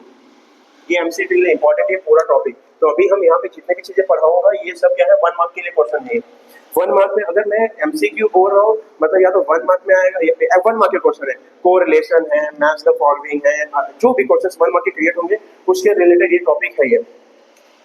तो जो वेरिएशन होगा हमें जैसे कि हमने अभी जस्ट देखा कि वहाँ जो पहला वेरिएशन होता है वो हाइट के रिलेटेड हो सकता है। हाइट से रिलेटेड वेरिएशन मतलब पहले आप क्वेश्चन समझो, बोलना ये चाह रहे हैं हम कि क्या एक्सेलरेशन ड्यू टू ग्रेविटी जो वैल्यू हमने देखा था जी, जो हमने वैल्यू देखा था जी जो है 9.8 मीटर पर सेकेंड स्क्वायर, ये होता है on the earth surface, on the earth surface. हमें से याद रखना जो हमने जी का वैल्यू निकाला ऑन द अर्थ सरफेस पे निकाला है। अब हम हाइट की बात कर रहे हैं तो समझने का ट्राई करना हम क्या बोल रहे हैं कि अगर मैं एक डायग्राम बनाता हूँ, मैं ये अर्थ सरफेस बनाता हूँ, ये सेंटर है उसका और ये अर्थ का रेडियस है, ये अर्थ का क्या है रेडियस है। इस कंडीशन में यहाँ पे जो भी ऑब्जेक्ट रहेगा, जो भी सैटेलाइट है या सैटेलाइट ले लो, जो भी सैटेलाइट है इसके ऊपर जो कैपिटल स्मॉल जी का वैल्यू रहेगा वो लगेगा 9.8 मीटर पर सेकेंड स्क्वायर इस कंडीशन में। लेकिन अगर इस ऑर्बिट से, ये तो अर्थ का ऑर्बिट है याद रखना, ये अर्थ ऑर्बिट हम बोल रहे हैं इसको,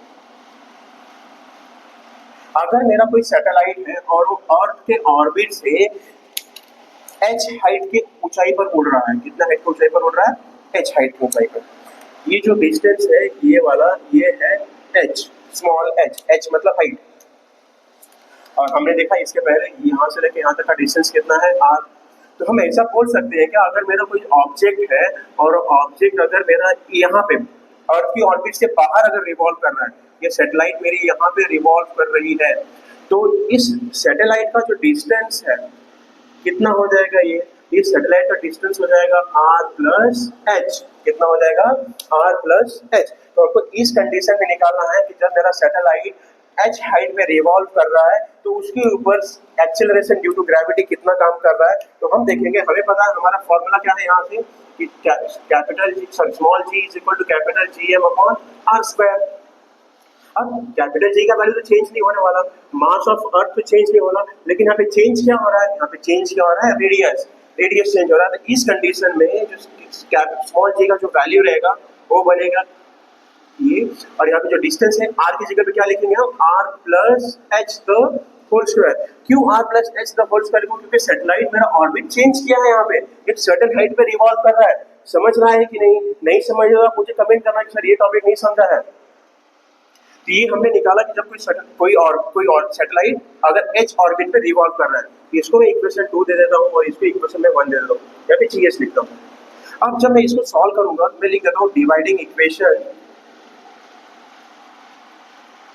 2 बाय इक्वेशन 1। जब इक्वेशन 2 को इक्वेशन 1 से डिवाइड करूंगा तो GH upon G is equal to आ जाएगा GM upon R plus H the whole square upon, अब ये G का वैल्यू, ये जो GH का वैल्यू ये वाला है, ये जो G का वैल्यू है ये वाला है GM अपॉन R स्क्वायर। अब ये G से ये G कैंसिल हो जाएगा, या आपको और सिंपल से बताऊं तो GM अपॉन R स्क्वायर हो जाएगा। आपने इसको सिंप्लीफाई करने का तरीका पता रहेगा, अगर आपका मैथ्स बहुत स्ट्रॉन्ग है तो अरे हम मल्टीप्लाई का साइन लगा देते हैं तो ये R स्क्वायर ऊपर चला जाएगा और ये GM नीचे चला आएगा। तो GM से G कैंसिल, M से M कैंसिल, बचेगा क्या, बचेगा GH is upon G is equal to R square upon R plus H the whole square. ये वाला टर्म बचेगा हमारे पास। और जब आप इसको और भी आप सॉल्व करोगे आगे जाके ये बनेगा GH is equal to G, अच्छा ये पूरे को आप लिख सकते हैं R upon R plus H the whole square. अब ये G आपका यहाँ पे जाएगा, यहाँ से बनेगा GH का value G R upon R plus H the whole square. ये वाला कंडीशन बन रहा है। इसका मतलब ये हो रहा है कि हमेशा देखना, ये हम जैसे इससे ऊपर जाएंगे ये h का वैल्यू बढ़ेगा, और ये h कैसा है, इनवर्स में है, मतलब ये वाला वैल्यू बढ़ेगा। अगर मान लो कि डिनोमिनेटर बढ़ रहा है, अगर डिनोमिनेटर बढ़ेगा तो इस वाला ये वाला फैक्टर हमने पढ़ा है, ये बढ़ेगा तो ये क्या होगा, कम होगा, ये कम होगा तो ये क्या होगा, बढ़ेगा। इसका मतलब ये है कि हम जैसे जैसे हाइट पे जाएंगे हमारा एक्सेलरेशन ड्यू टू ग्रेविटी क्या होते जाएगा, कम होते जाएगा। हमारा एक्सेलरेशन ड्यू टू ग्रेविटी क्या होता जाएगा, कम होता जाएगा। तो याद रखना जैसे जैसे आप अर्थ सरफेस से आप जैसे जैसे ऊपर जाओगे इस जी का वैल्यू इससे क्या होने लगेगा, कम होने लगेगा। जी का वैल्यू क्या होने लगेगा, कम होने लगेगा। ये हमने पहला वेरिएशन देखा। जो अगला जो चीज मैटर करेगा वो है डेप्थ।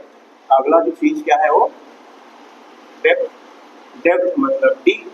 अब ना बहुत सारे स्टूडेंट्स का कंफ्यूजन ये रहता है, क्योंकि आपको जब भी ये टॉपिक पूछता है ना, आपने हाइट वाला चीजें पढ़ी रहती है, आपको पता है कि हाइट जैसे से ऊपर जाएंगे कम होगा और जैसे से नीचे आएंगे मतलब क्या हो रहा है, इस आर का वैल्यू कम होगा। ये आर का वैल्यू कम होगा मतलब ये बढ़ेगा। आप ऐसा रिलेट कर लेते हो और यही चीजें गलत होती हैं। ये तो आप ध्यान से देखना कि अगर मैं ये फिर से अर्थ बना रहा हूँ और इसका रेडियस आर है यहाँ पे और ये सेंटर और यहाँ पे कोई एक ऑब्जेक्ट है। अब जब ऑब्जेक्ट है तो इस कंडीशन में इसका जो फॉर्मूला हो जाएगा gm/r², ये है। लेकिन यहाँ पे ना याद रखना, जब भी आप देखोगे तो याद रखना आपको मास से रिलेट करना है। किससे रिलेट करना है, मास से रिलेट करना है। यहाँ पे अर्थ का मास कितना रहेगा ये, और हमने पढ़ा एक चीज, we know that density is equal to होता है मास अपॉन वॉल्यूम। क्या होता है, density is equal to mass upon volume. तो यहाँ से आ जाएगा अपने पास mass is equal to density into volume. क्या आ जाएगा, डेंसिटी इंटू वॉल्यूम। अब ये हमारा जो अर्थ है, अर्थ एक स्फीयर ही है ना, ये अर्थ क्या है, स्फीयर है। और स्फीयर का तो डेंसिटी हमें पता रहना चाहिए, स्फीयर का वॉल्यूम हमें पता रहना चाहिए। स्फीयर का वॉल्यूम क्या होता है, 4/3 पाई आर क्यूब। कितना होता है, 4/3 पाई आर क्यूब। तो अब जब ये वाला वैल्यू यहाँ पे सब्स्टिट्यूट करूंगा तो जी क्या वैल्यू बनेगा, जी एम का वैल्यू डाल दो वहां पे, ये एम का वैल्यू जो आया आपका ये G is equal to capital G तो ऐसे ही है, एम का वैल्यू डाल दो rho 4/3 pi R cube upon R square. R square से एक बच कर जाएगा तो ये आएगा आंसर आपका G is equal to 4/3 capital G rho pi और आर। ये आपका स्मॉल जी का वैल्यू आएगा जब रेडियस उसका कितना है, आर में है, जब कोई ऑब्जेक्ट उसके ऑर्बिट पर रिवॉल्व कर रहा है। तो इसको आप दे दो इक्वेशन 1। अब इसके बाद हम जो कर रहे हैं बहुत चीजें ध्यान रखना कि अब होगा क्या कि मैं एक दूसरा ऑर्बिट ले रहा हूं। यहां तक तो मेरा रेडियस, यहां तक तो मेरा आर था, लेकिन मैं एक ऐसा पॉइंट लेता हूं कि मेरा जो ऑब्जेक्ट है वो यहाँ पे रिवॉल्व कर रहा है, ऐसे रिवॉल्व कर रहा है, मतलब आर जो ना इतना गहराई पे चला गया है, इतना डेप्थ पे चला गया। जब इतना डेप्थ पे चला जाएगा तो अगर मैं बस इस ऑर्बिट का यहाँ तक का बस मास कंसीडर करता हूँ मैं, तो यहाँ तक का मास चेंज हुआ रहेगा, यहाँ तक का मास चेंज हुआ रहेगा। और मैं बस इस सेंटर से यहाँ तक का बस डिस्टेंस निकालता हूँ, ये जो डिस्टेंस आएगा मेरा बनेगा r माइनस डी। कितना बनेगा, r माइनस डी। इस ऑर्बिट का डिस्टेंस यहाँ से यहाँ तक, ये तो d है, ये बड़ा वाला r है, r माइनस डी का रोड कितना बचेगा, r माइनस डी। ये आपका इस जो ऑर्बिट है इसका रेडियस बना है। तो इस कंडीशन में हमें आ जाएगा जी डी, इस कंडीशन मतलब जो रेड वाला ऑर्बिट है वहां पे जो ग्रेविटी का वैल्यू है वो हो जाएगा G M D upon R minus D the full square. R की जगह पे क्या लिख दिया, आर माइनस डी, क्योंकि डेप्थ तो कम हो रहा है ना, ये रेडियस कम हो रहा है। अब यहाँ पे since M D is equal to हो जाएगा इस फॉर्मूले से रो इंटू वी, रो अरे mass, density is equal to mass upon volume, और मास इज इक्वल टू क्या हो जाएगा, रो इंटू वी। डेंसिटी तो चेंज नहीं होने वाला लेकिन वॉल्यूम चेंज हो जाएगा। वॉल्यूम कैसे चेंज हो जाएगा, 4/3 बाई आर कितना है, आर हो जाएगा आर माइनस डी का क्यूब। समझ में आ रहा है क्या है। अब ये एम डी का वैल्यू आप यहाँ पे सब्स्टिट्यूट करोगे तो आपको मिलेगा G D is equal to capital G rho 4/3 by R minus D का cube upon R minus D square पहले ही यहाँ पे है, तो यहाँ से एक और एक कैंसिल हो जाएगा। तो we will get G D is equal to 4/3 capital G rho by R minus D. ये हमें डेप्थ पे कितना ग्रेविटी रहेगा, इतना मिलेगा ये। अब हम क्या करेंगे, इक्वेशन 2 को इक्वेशन 1 से डिवाइड कर देंगे। ये चीजें मैं जो सॉल्व करवा रहा हूँ ये आपको दिया नहीं है, आपको करना नहीं रहेगा, बस मैं आपको बताना चाहता हूँ कि कैसे चेंज हो रहा है, बढ़ेगा कि कम होगा, ये डेरिवेशन से कर रहे हैं। ये जो सारी चीजें हैं you will get these topics in the 11th standard science. तो अब मैं क्या करूंगा, dividing equation 2 by equation 1। Equation 2 को इक्वेशन 1 से डिवाइड करूंगा तो आएगा G D upon G is equal to, G D का वैल्यू कितना है 4/3 capital G rho by R minus T, और स्मॉल जी का वैल्यू कितना है, स्मॉल जी का वैल्यू आपने सॉल्व करवाया तो आया ये 4/3 जी बाई आर। रो से रो कैंसिल, पाई से पाई कैंसिल, जी जी कैंसिल, 4/3 से 4/3 कैंसिल, आपका आएगा G D upon G is equal to R minus D upon R. इसी को जब आप और सॉल्व करेंगे तो R upon R minus D upon R आ जाएगा, ये आ जाएगा G D upon G is equal to 1 minus D upon R. इस कंडीशन में जी डी आप ये करेंगे तो, और इस जी को जब उधर लेके जाओगे तो ये बनेगा 1 minus D upon are.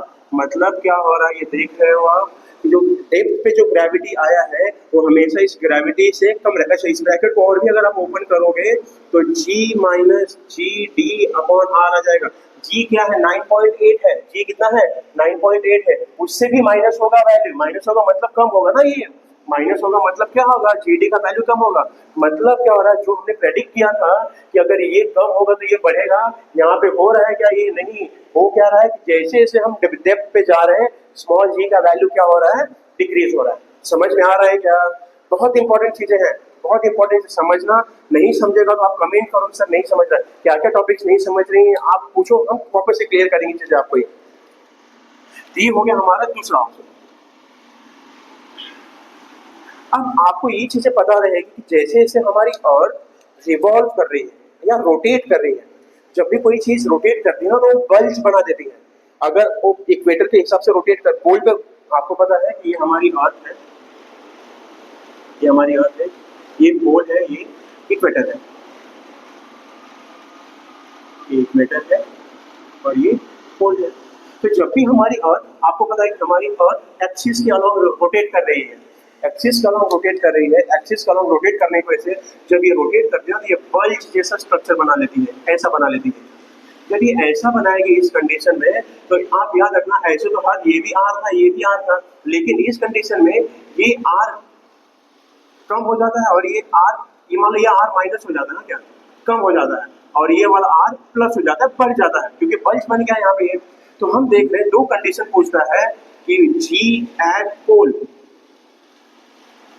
Value of G at pole, pole पर जी का वैल्यू कितना रहेगा, तो पोल पर जी का वैल्यू आपको पता है, इसमें मैथमेटिकल नहीं है ये चीजें, इसका जो डेरिवेशन है आपको 11th स्टैंडर्ड में मिलेगा। मैं बस आपको कंसेप्ट क्लियर करवा रहा हूँ कि आपको बस इस टॉपिक से यही क्वेश्चन पूछता है, पोल पे और इक्वेटर पे दोनों का क्या रिलेशन है ग्रेविटी का, कहाँ पे ज्यादा है और कहाँ पे कम है। तो इस कंडीशन से आप याद रखना कि यहाँ पे रेडियस कम है,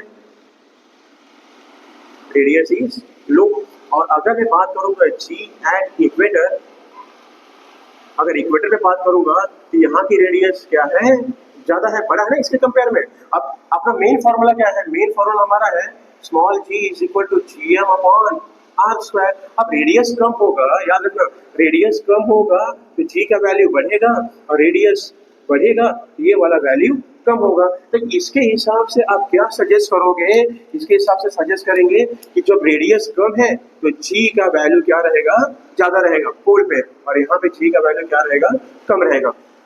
तो आपको क्वेश्चन पूछना है कि value of G is less at dash, G का वैल्यू कम रहेगा, कहाँ पे रहेगा कम, रेडियस इक्वेटर पे, और जी का वैल्यू ज्यादा कहाँ पे रहेगा, तो पोल पे। ये चीजें बहुत इंपॉर्टेंट याद रखना, और ये जो हमने ये इक्वेटर और पोल वाला लिखवाया ये सबसे इंपॉर्टेंट है, मोस्ट इंपॉर्टेंट क्वेश्चन है, 1 मार्क का क्वेश्चन। समझ में आ रहा है आपको? जो भी चीज अभी देख रहे हैं हम, अगर नहीं समझे हैं तो आप बेफिक्र होकर क्वेश्चन पूछिए, हम ट्राई करेंगे सॉल्व करने का। अगर आपको फिर भी नहीं समझा तो आप मैसेज करिए, हम आपको प्राइवेटली रिप्लाई करेंगे हम। कि क्या है और कैसे सॉल्व करना है इसको। Thank you. अभी तक हमने देख लिया था कि एक्सीलरेशन ड्यू टू ग्रेविटी क्या होता है, उसके वेरिएशंस क्या क्या है, हाइट पे क्या उसका, जब हम सरफेस पे ऊपर जाएंगे तो क्या जी का वैल्यू होता है, सरफेस से नीचे आएंगे तो क्या जी का वैल्यू होता है। अब हमने देखा था कि as we move at a certain height from the earth surface, value of g decreases. Surface से नीचे जाऊंगा तो भी वैल्यू कम होगा। तो सरफेस पे क्या होगा, सरफेस पे जी का वैल्यू सबसे मैक्सिमम होगा। ये इंपॉर्टेंट क्वेश्चन मार्क कर लेना है। सरफेस पे जी का वैल्यू सबसे इंपॉर्टेंट मैक्सिमम होगा और वो वैल्यू कितना रहेगा, 9.8 मीटर पर सेकेंड स्क्वायर। अगला जो सबसे इंपॉर्टेंट टॉपिक है इस चैप्टर का, इसके ऊपर श्योर शॉर्ट क्वेश्चन पूछता है 2 मार्क्स का, मास एंड वेट। ये टॉपिक सबसे इंपॉर्टेंट 2 मार्क्स का क्वेश्चन पूछता है। और क्वेश्चन कैसे पूछता है, difference, right, difference between mass and weight. तो सबसे इंपॉर्टेंट क्वेश्चन है जो इस पे से क्रिएट होता है। तो आपको सबसे पहले मैं मास के बारे में बता देता हूँ कि मास क्या होता है। आपके पास आप नोट्स रेफर करते रहोगे, आप नोट्स में स्टेप बाय स्टेप आंसर्स लिखे रहेंगे। मैं आपका कंसेप्ट क्लियर करवा रहा हूँ कि क्या क्या चीजें होती हैं। तो जब भी आपको मास बोलेगा तो याद रखना, मास क्या होता है, amount of matter, amount of matter present in a substance. जिस किसी भी सब्सटेंस में कितने मैटर प्रेजेंट है उसी को क्या बोलते हो आप, मास बोलते हो। और ये जो मास रहता है ऑलवेज कांस्टेंट, हमेशा क्या रहेगा, कांस्टेंट रहेगा। ये कभी चेंज नहीं होता है। अगर किसी एक बॉडी का मास ले रहे हम लोग, अगर उसी फ्रैक्शंस ऑफ टाइम पे अगर मैं उस बॉडी को अगर मून पे लेके जाऊंगा तो भी उसका मास वही रहेगा। अगर इसको जुपिटर पे तुरंत लेके जाऊंगा तो भी इसका मास उतना ही रहेगा। लेकिन अगर आप एक ह्यूमन, मैं आपको कंफ्यूज नहीं करूंगा, मैं बस आपको एक टॉपिक बता रहा हूँ कि अगर आप बोलोगे सर कि अगर एक ह्यूमन बॉडी है, हम जब छोटे रहते हैं तो हमारा मास कम रहता है और जब हम बड़े हो जाते हैं तो हमारा मास बढ़ जाता है। उससे क्या हो रहा है, इसमें क्या हो रहा है कि उसमें हमारा मैटर बढ़ रहा है। मैटर मतलब इन द सेंस हमारा सेल डिवीजन हो रहा है, सेल ग्रोथ हो रहा है, हमारी बॉडी ग्रोथ हो रही है, जिससे हमारा मास चेंज हो रहा है। लेकिन अगर मैं उसी टाइम पे, अगर मेरा वेट अभी 90 केजी है, अगर मैं अभी मून पे जाऊं, अभी जुपिटर पे जाऊं, तो मेरा मास वहां पे भी 90 केजी रहेगा। इसलिए उसको लिखा कि ऑलवेज कांस्टेंट रहेगा। और इसका जो यूनिट होता है, मास का जो यूनिट रहेगा, एसआई सिस्टम में इसका जो यूनिट होता है वो होता है किलोग्राम। क्या होता है, किलोग्राम। और किलोग्राम को शॉर्ट में लिखते हैं केजी से। और सीजीएस में जो इसका यूनिट होता है वो होता है ग्राम, और ग्राम को लिखते हैं जीएम से। अब इन दोनों में रिलेशन पूछता है कि 1 kg is equal to 1000 gram. ये याद रखना आप, 1 kg is equal to 1000 gram and 1 gram is equal to 10 power minus 3 kg। इसी को आप लिख सकते हो 10 पावर 3 ग्राम, और इसे क्या लिख सकते हो, 1 gram is equal to 10 power minus 3 kg। ये बहुत इंपॉर्टेंट चीज है। तो आप हमेशा याद रखना कि जब भी मास पूछ रहा है तो मास क्या होता है, mass is amount of matter present in a substance is called as mass, always constant. इसके जगह पे एक और चीज लिख सकते हो, इट नेवर चेंजेस, कभी चेंज नहीं होता है, ये कभी नहीं चेंज होगा। ये हो गया मास के बारे में। अगला जो टर्म है, मैं आपको टॉपिक्स लिखवा रहा हूँ, मैं आपको डिफरेंस नहीं लिखवा रहा। मैंने बोला कि डिफरेंस में क्वेश्चन पूछता है, ये मैं आपका डाउट्स क्लियर करवा रहा हूँ। तो अगला जो चीज है हम पढ़ने वाले वो है वेट। वेट को हम लिखते हैं कैपिटल डब्ल्यू से। वेट को किससे लिखते हैं, कैपिटल डब्ल्यू से। और आपने पढ़ा है कि जो वेट होता है किसी भी ऑब्जेक्ट का, जो वेट होता है, वेट कीप्स ऑन चेंजिंग। जैसे हमने लिखा ये ऑलवेज कांस्टेंट रहता है, ये क्या होगा, कीप्स ऑन चेंजिंग। अगर ये मार्कर पेन है, इसको अगर इसका अर्थ पे अगर इसका मास 1 kg है, मून पे ले जाओगे तो इसका मास चेंज होगा। जुपिटर पे लेके मून पे लेके जाओगे तो इसका वेट चेंज होगा। मार्स पे लेके जाओगे तो इसका वेट चेंज होगा। जुपिटर पे लेके जाओगे वेट चेंज होगा। वेट चेंज होगा लेकिन मास चेंज नहीं होगा। क्यों मास चेंज नहीं होगा, तो क्योंकि याद रखना, depends upon acceleration due to gravity. Acceleration due to gravity के ऊपर डिपेंड रहता है। ये हमने अभी जस्ट पढ़ा था कि जो एक्सीलरेशन ड्यू टू ग्रेविटी होता है, डिफरेंट प्लैनेट का डिफरेंट वैल्यू रहता है स्मॉल जी का। जिसके हिसाब से इसका एक फॉर्मूला बनता है W is equal to M. ये तो ऐसा रहता है, लेकिन ऐसा होना नहीं चाहिए, क्योंकि जो वेट है किसके ऊपर डिपेंड करता है, जी के ऊपर। किसके ऊपर डिपेंड करता है, जी के ऊपर। तो आपका ये वेट का फॉर्मूला आ जाता है। वेट का फॉर्मूला क्या है, W is equal to M G, और इसका जो यूनिट होता है, इसका यूनिट हो जाएगा न्यूटन। क्या हो जाएगा, अगर पूछोगे तो मास का यूनिट होता है केजी, और जी का यूनिट होता है मीटर पर सेकेंड स्क्वायर। इसी केजी मीटर पर सेकेंड स्क्वायर को ही हम बोलते हैं न्यूटन। क्या बोलते हैं, न्यूटन। तो वेट का यूनिट क्या होता है, न्यूटन। अभी कहीं कहीं पे यही वेट इज इक्वल टू बोला रहता है एम जी। हमने अभी जस्ट कुछ समय पहले देखा कि जी को मैं ए लिख सकता हूँ, मैं जी को ए लिख सकता हूँ, और from Newton second law M A को क्या बोलते हैं हम, फोर्स बोलते हैं। तो इसका मतलब ये है क्या कि मैं वेट को भी फोर्स बोल सकता हूँ। हाँ, वेट को फोर्स बोल सकता हूँ, फोर्स को वेट बोल सकता हूँ मैं, क्योंकि दोनों का यूनिट क्या रहता है, न्यूटन रहता है। ये सबसे इंपॉर्टेंट टॉपिक है आपके बुक का, जो श्योर हर साल 2 मार्क का क्वेश्चन इस टॉपिक के ऊपर पूछता है। नेक्स्ट टॉपिक जो है वो है हमारा फ्री फॉल। अगला जो टॉपिक है वो है फ्री फॉल। फ्री फॉल क्या होता है कि जैसे अब आपको पता रहेगा कि अगर मैं एक फेदर ले लूँ, एक पंख ले लूँ और एक स्टोन ले लूँ, दोनों को जब सेम हाइट से गिराऊंगा मैं, तो होगा क्या, फेदर थोड़ा लेट गिरेगा और ये जल्दी से गिर जाएगा। क्यों होगा इसमें, क्योंकि इसका मास ज्यादा रहेगा और इसका मास कम रहेगा, और ग्रेविटी उसको अपनी तरफ पुल करने का ट्राई करेगी। अब जो पंख है, पंख धीरे धीरे क्यों आएगा, क्योंकि जितना ज्यादा मास कम रहेगा उतना ज्यादा एयर रेजिस्टेंस ज्यादा रहेगा, बॉयंसी ज्यादा काम करेगा, एयर रेजिस्टेंस ज्यादा रहेगा, जिसके वजह से पंख के ऊपर रेजिस्टेंस, एयर रेजिस्टेंस ज्यादा काम करेगा। एयर रेजिस्टेंस ज्यादा काम करने को धीरे धीरे नीचे आएगा, और जिसका मास ज्यादा रहेगा उसके ऊपर रेजिस्टेंस कम काम करता है और ये फटाक से नीचे चला आता है। लेकिन हम फ्री फॉल क्या बोल रहे हैं, फ्री फॉल मतलब क्या, whenever any object is falling under the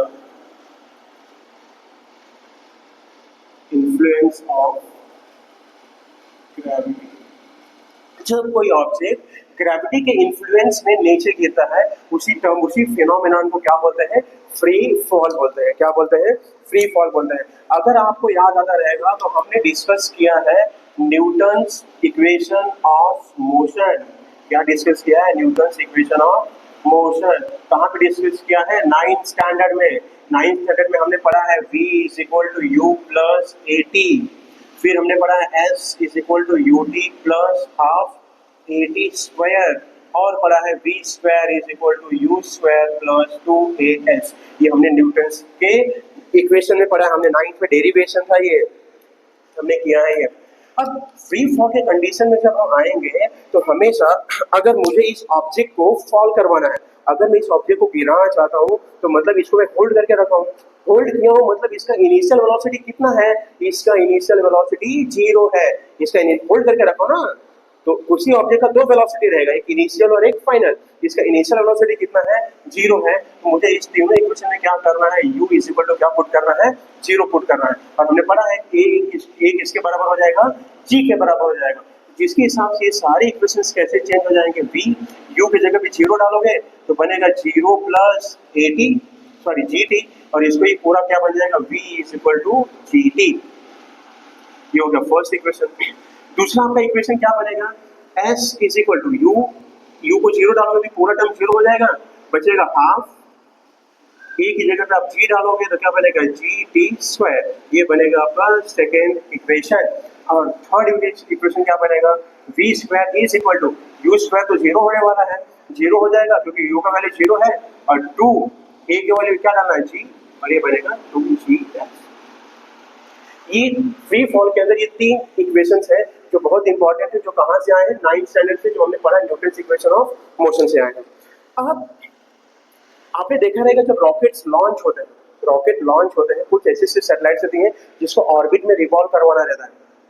कुछ सैटेलाइट्स ऐसे होते हैं जिसको ऑर्बिट से बाहर भेजना पड़ता है। ऑर्बिट से बाहर भेजना पड़ रहा है मतलब मुझे, अगर आप देखो इस चीजों को, अगर मैं इस पे स्टार्टिंग में इसके ऊपर मेरा इनिशियल वेलोसिटी कम दे रहा हूं मैं, तो ये कम हाइट तक जा रहा है। जितना ज्यादा इनिशियल वेलोसिटी है, उतना ही ज्यादा क्या कर रहा है, ये हाइट अटेंड कर रहा है। देख रहे हैं आप, देख रहे हैं आप, बॉल फेंकते रहेंगे ऊपर, इतना तेज फेंकते हैं, जितना तेज फेंकेंगे उतना बॉल ऊपर जाता है।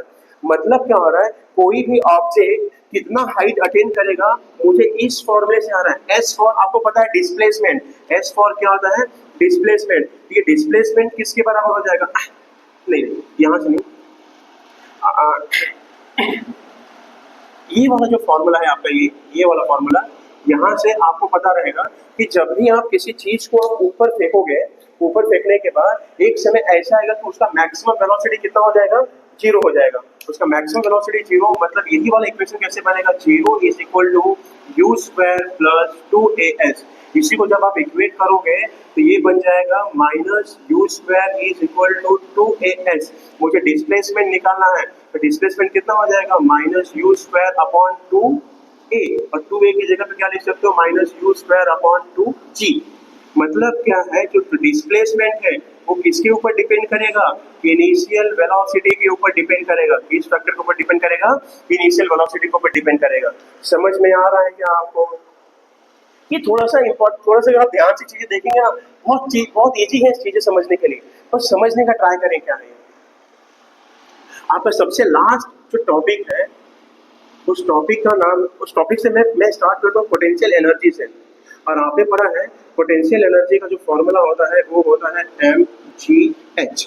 क्या होता है, mgh। अगर मैं मान लो कि ये डिस्टेंस दिखा रहा है, ये क्या दिखा रहा है, डिस्टेंस दिखा रहा है, तो मैं ऐसे लिख दूं, वी नो दैट कि small g is equal to क्या होता है, gm upon R square, gm upon R square.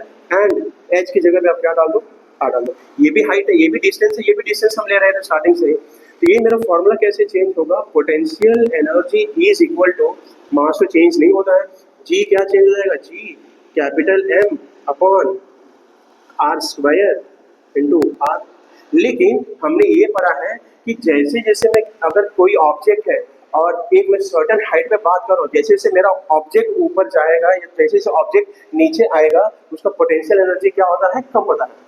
जैसे जैसे अगर मेरा कोई ऑब्जेक्ट अगर इस पर्टिकुलर हाइट पे है, जैसे जैसे नीचे आएगा इसका हाइट कम हो रहा है, हाइट कम हो रहा है, मतलब पोटेंशियल एनर्जी क्या होगा, कम होगा। या जी का वैल्यू ले लो, जैसे जैसे आप नीचे आओगे वैसे वैसे जी का वैल्यू क्या हो रहा है, कम हो रहा है। मैं इस जी का वैल्यू क्या डालूंगा, मैं माइनस में डालूंगा, क्या डालूंगा, माइनस में। तो ये वाला मेरा वैल्यू आ जाएगा minus G capital M small M R upon R का स्क्वायर। ये स्क्वायर कैंसिल हो जाएगा, तो आपका वैल्यू आएगा पोटेंशियल एनर्जी का minus G capital M small M upon R. और इसी टर्म को हम बोलते हैं ग्रेविटेशनल पोटेंशियल एनर्जी। क्या बोलते हैं, ग्रेविटेशनल पोटेंशियल एनर्जी। क्या बोलते हैं, ग्रेविटेशनल पोटेंशियल एनर्जी। अब आपको ये चीजें पता रहेंगी, जहां पे पोटेंशियल एनर्जी आ रहा है वहां पे काइनेटिक एनर्जी भी आएगा, क्योंकि दोनों भाई हैं।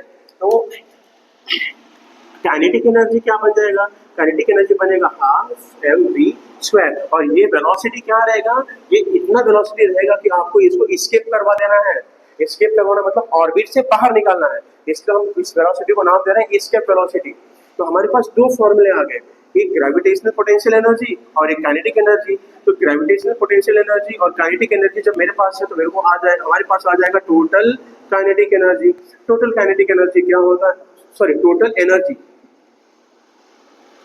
Total energy is equal to kinetic energy plus potential energy. Kinetic energy कितना आया है, हाफ एम वी स्क्वायर, इसके वेलोसिटी। और पोटेंशियल एनर्जी कितना आया है, minus G M M upon R. अब इस कंडीशन से आप एक चीज निकाल सकते हो कि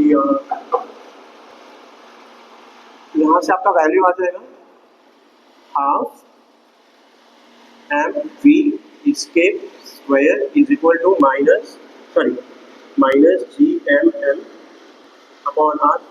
इसी को अगर आप हम इक्वेट करते हैं जीरो से, तो ये बन जाएगा, यहाँ पे मैं वी स्क्वायर को यहीं पर रहने देता हूँ, वी स्केप को यहीं पर रहने देता हूँ, ये सॉरी ऐसे रखो, हाफ एम वी स्क्वायर को यहीं पर रहता हूँ, ये सब उधर जाएगा तो प्लस में बन जाएगा, प्लस में अगर क्या बनेगा, G M M upon are.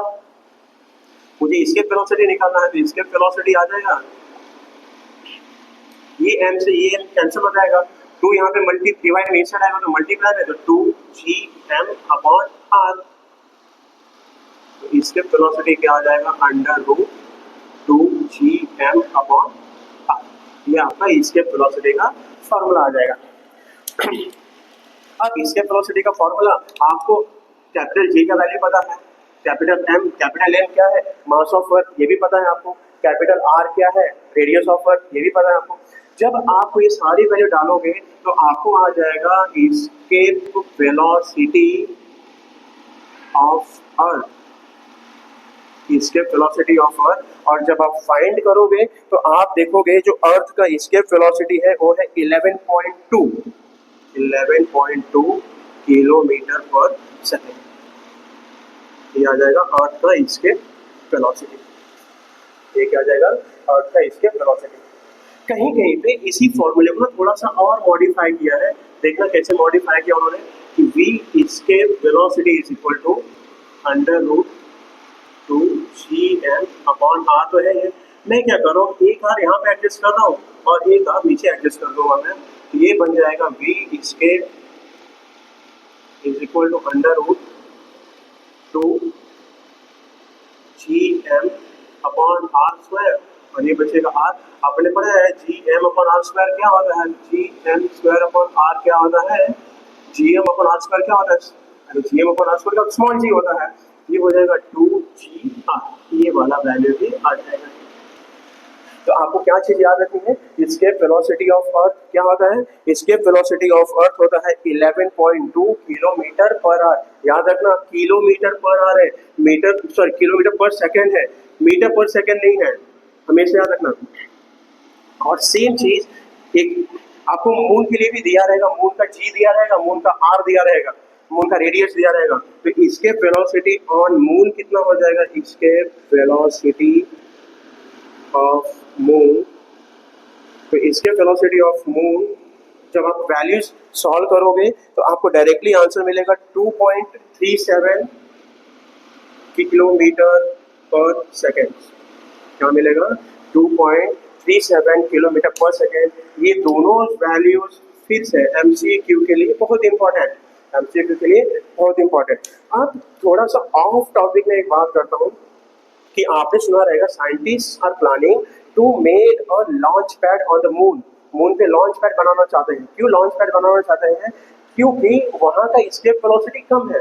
वहां से जब आपको आउटर स्पेस में जब आपको रॉकेट या सैटेलाइट्स भेजना है तो जितना एस्केप वेलोसिटी कम रहेगा उतना मिनिमम फ्यूल कंजम्पशन होगा, फ्यूल कंजम्पशन कम होगा, जिसके वजह से साइंटिस्ट प्लान कर रहे हैं कि जो अपना सेटअप होना चाहिए सैटेलाइट्स लॉन्च करने के लिए वो कहाँ पे प्लान करना चाहिए, मून पे करना चाहिए। अभी तक जो भी चीजें हैं हमने पूरी हर एक चीजें पढ़ ली हैं। अगर आपको किसी भी टॉपिक में डाउट है, हम वन शॉट वीडियो पढ़ रहे हैं, वन शॉट वीडियो में मैंने जो इंपॉर्टेंट टॉपिक है related to the board exam जिसके ऊपर श्योर शॉर्ट क्वेश्चन पूछते हैं, हमने वही टॉपिक्स अभी तक कवर किए हैं। अगर आपको किसी और भी टॉपिक में अगर कोई कंफ्यूजन रहेगा तो आप पूछिए, मैं उस डाउट को क्लियर करने का ट्राई करूंगा। Thank you.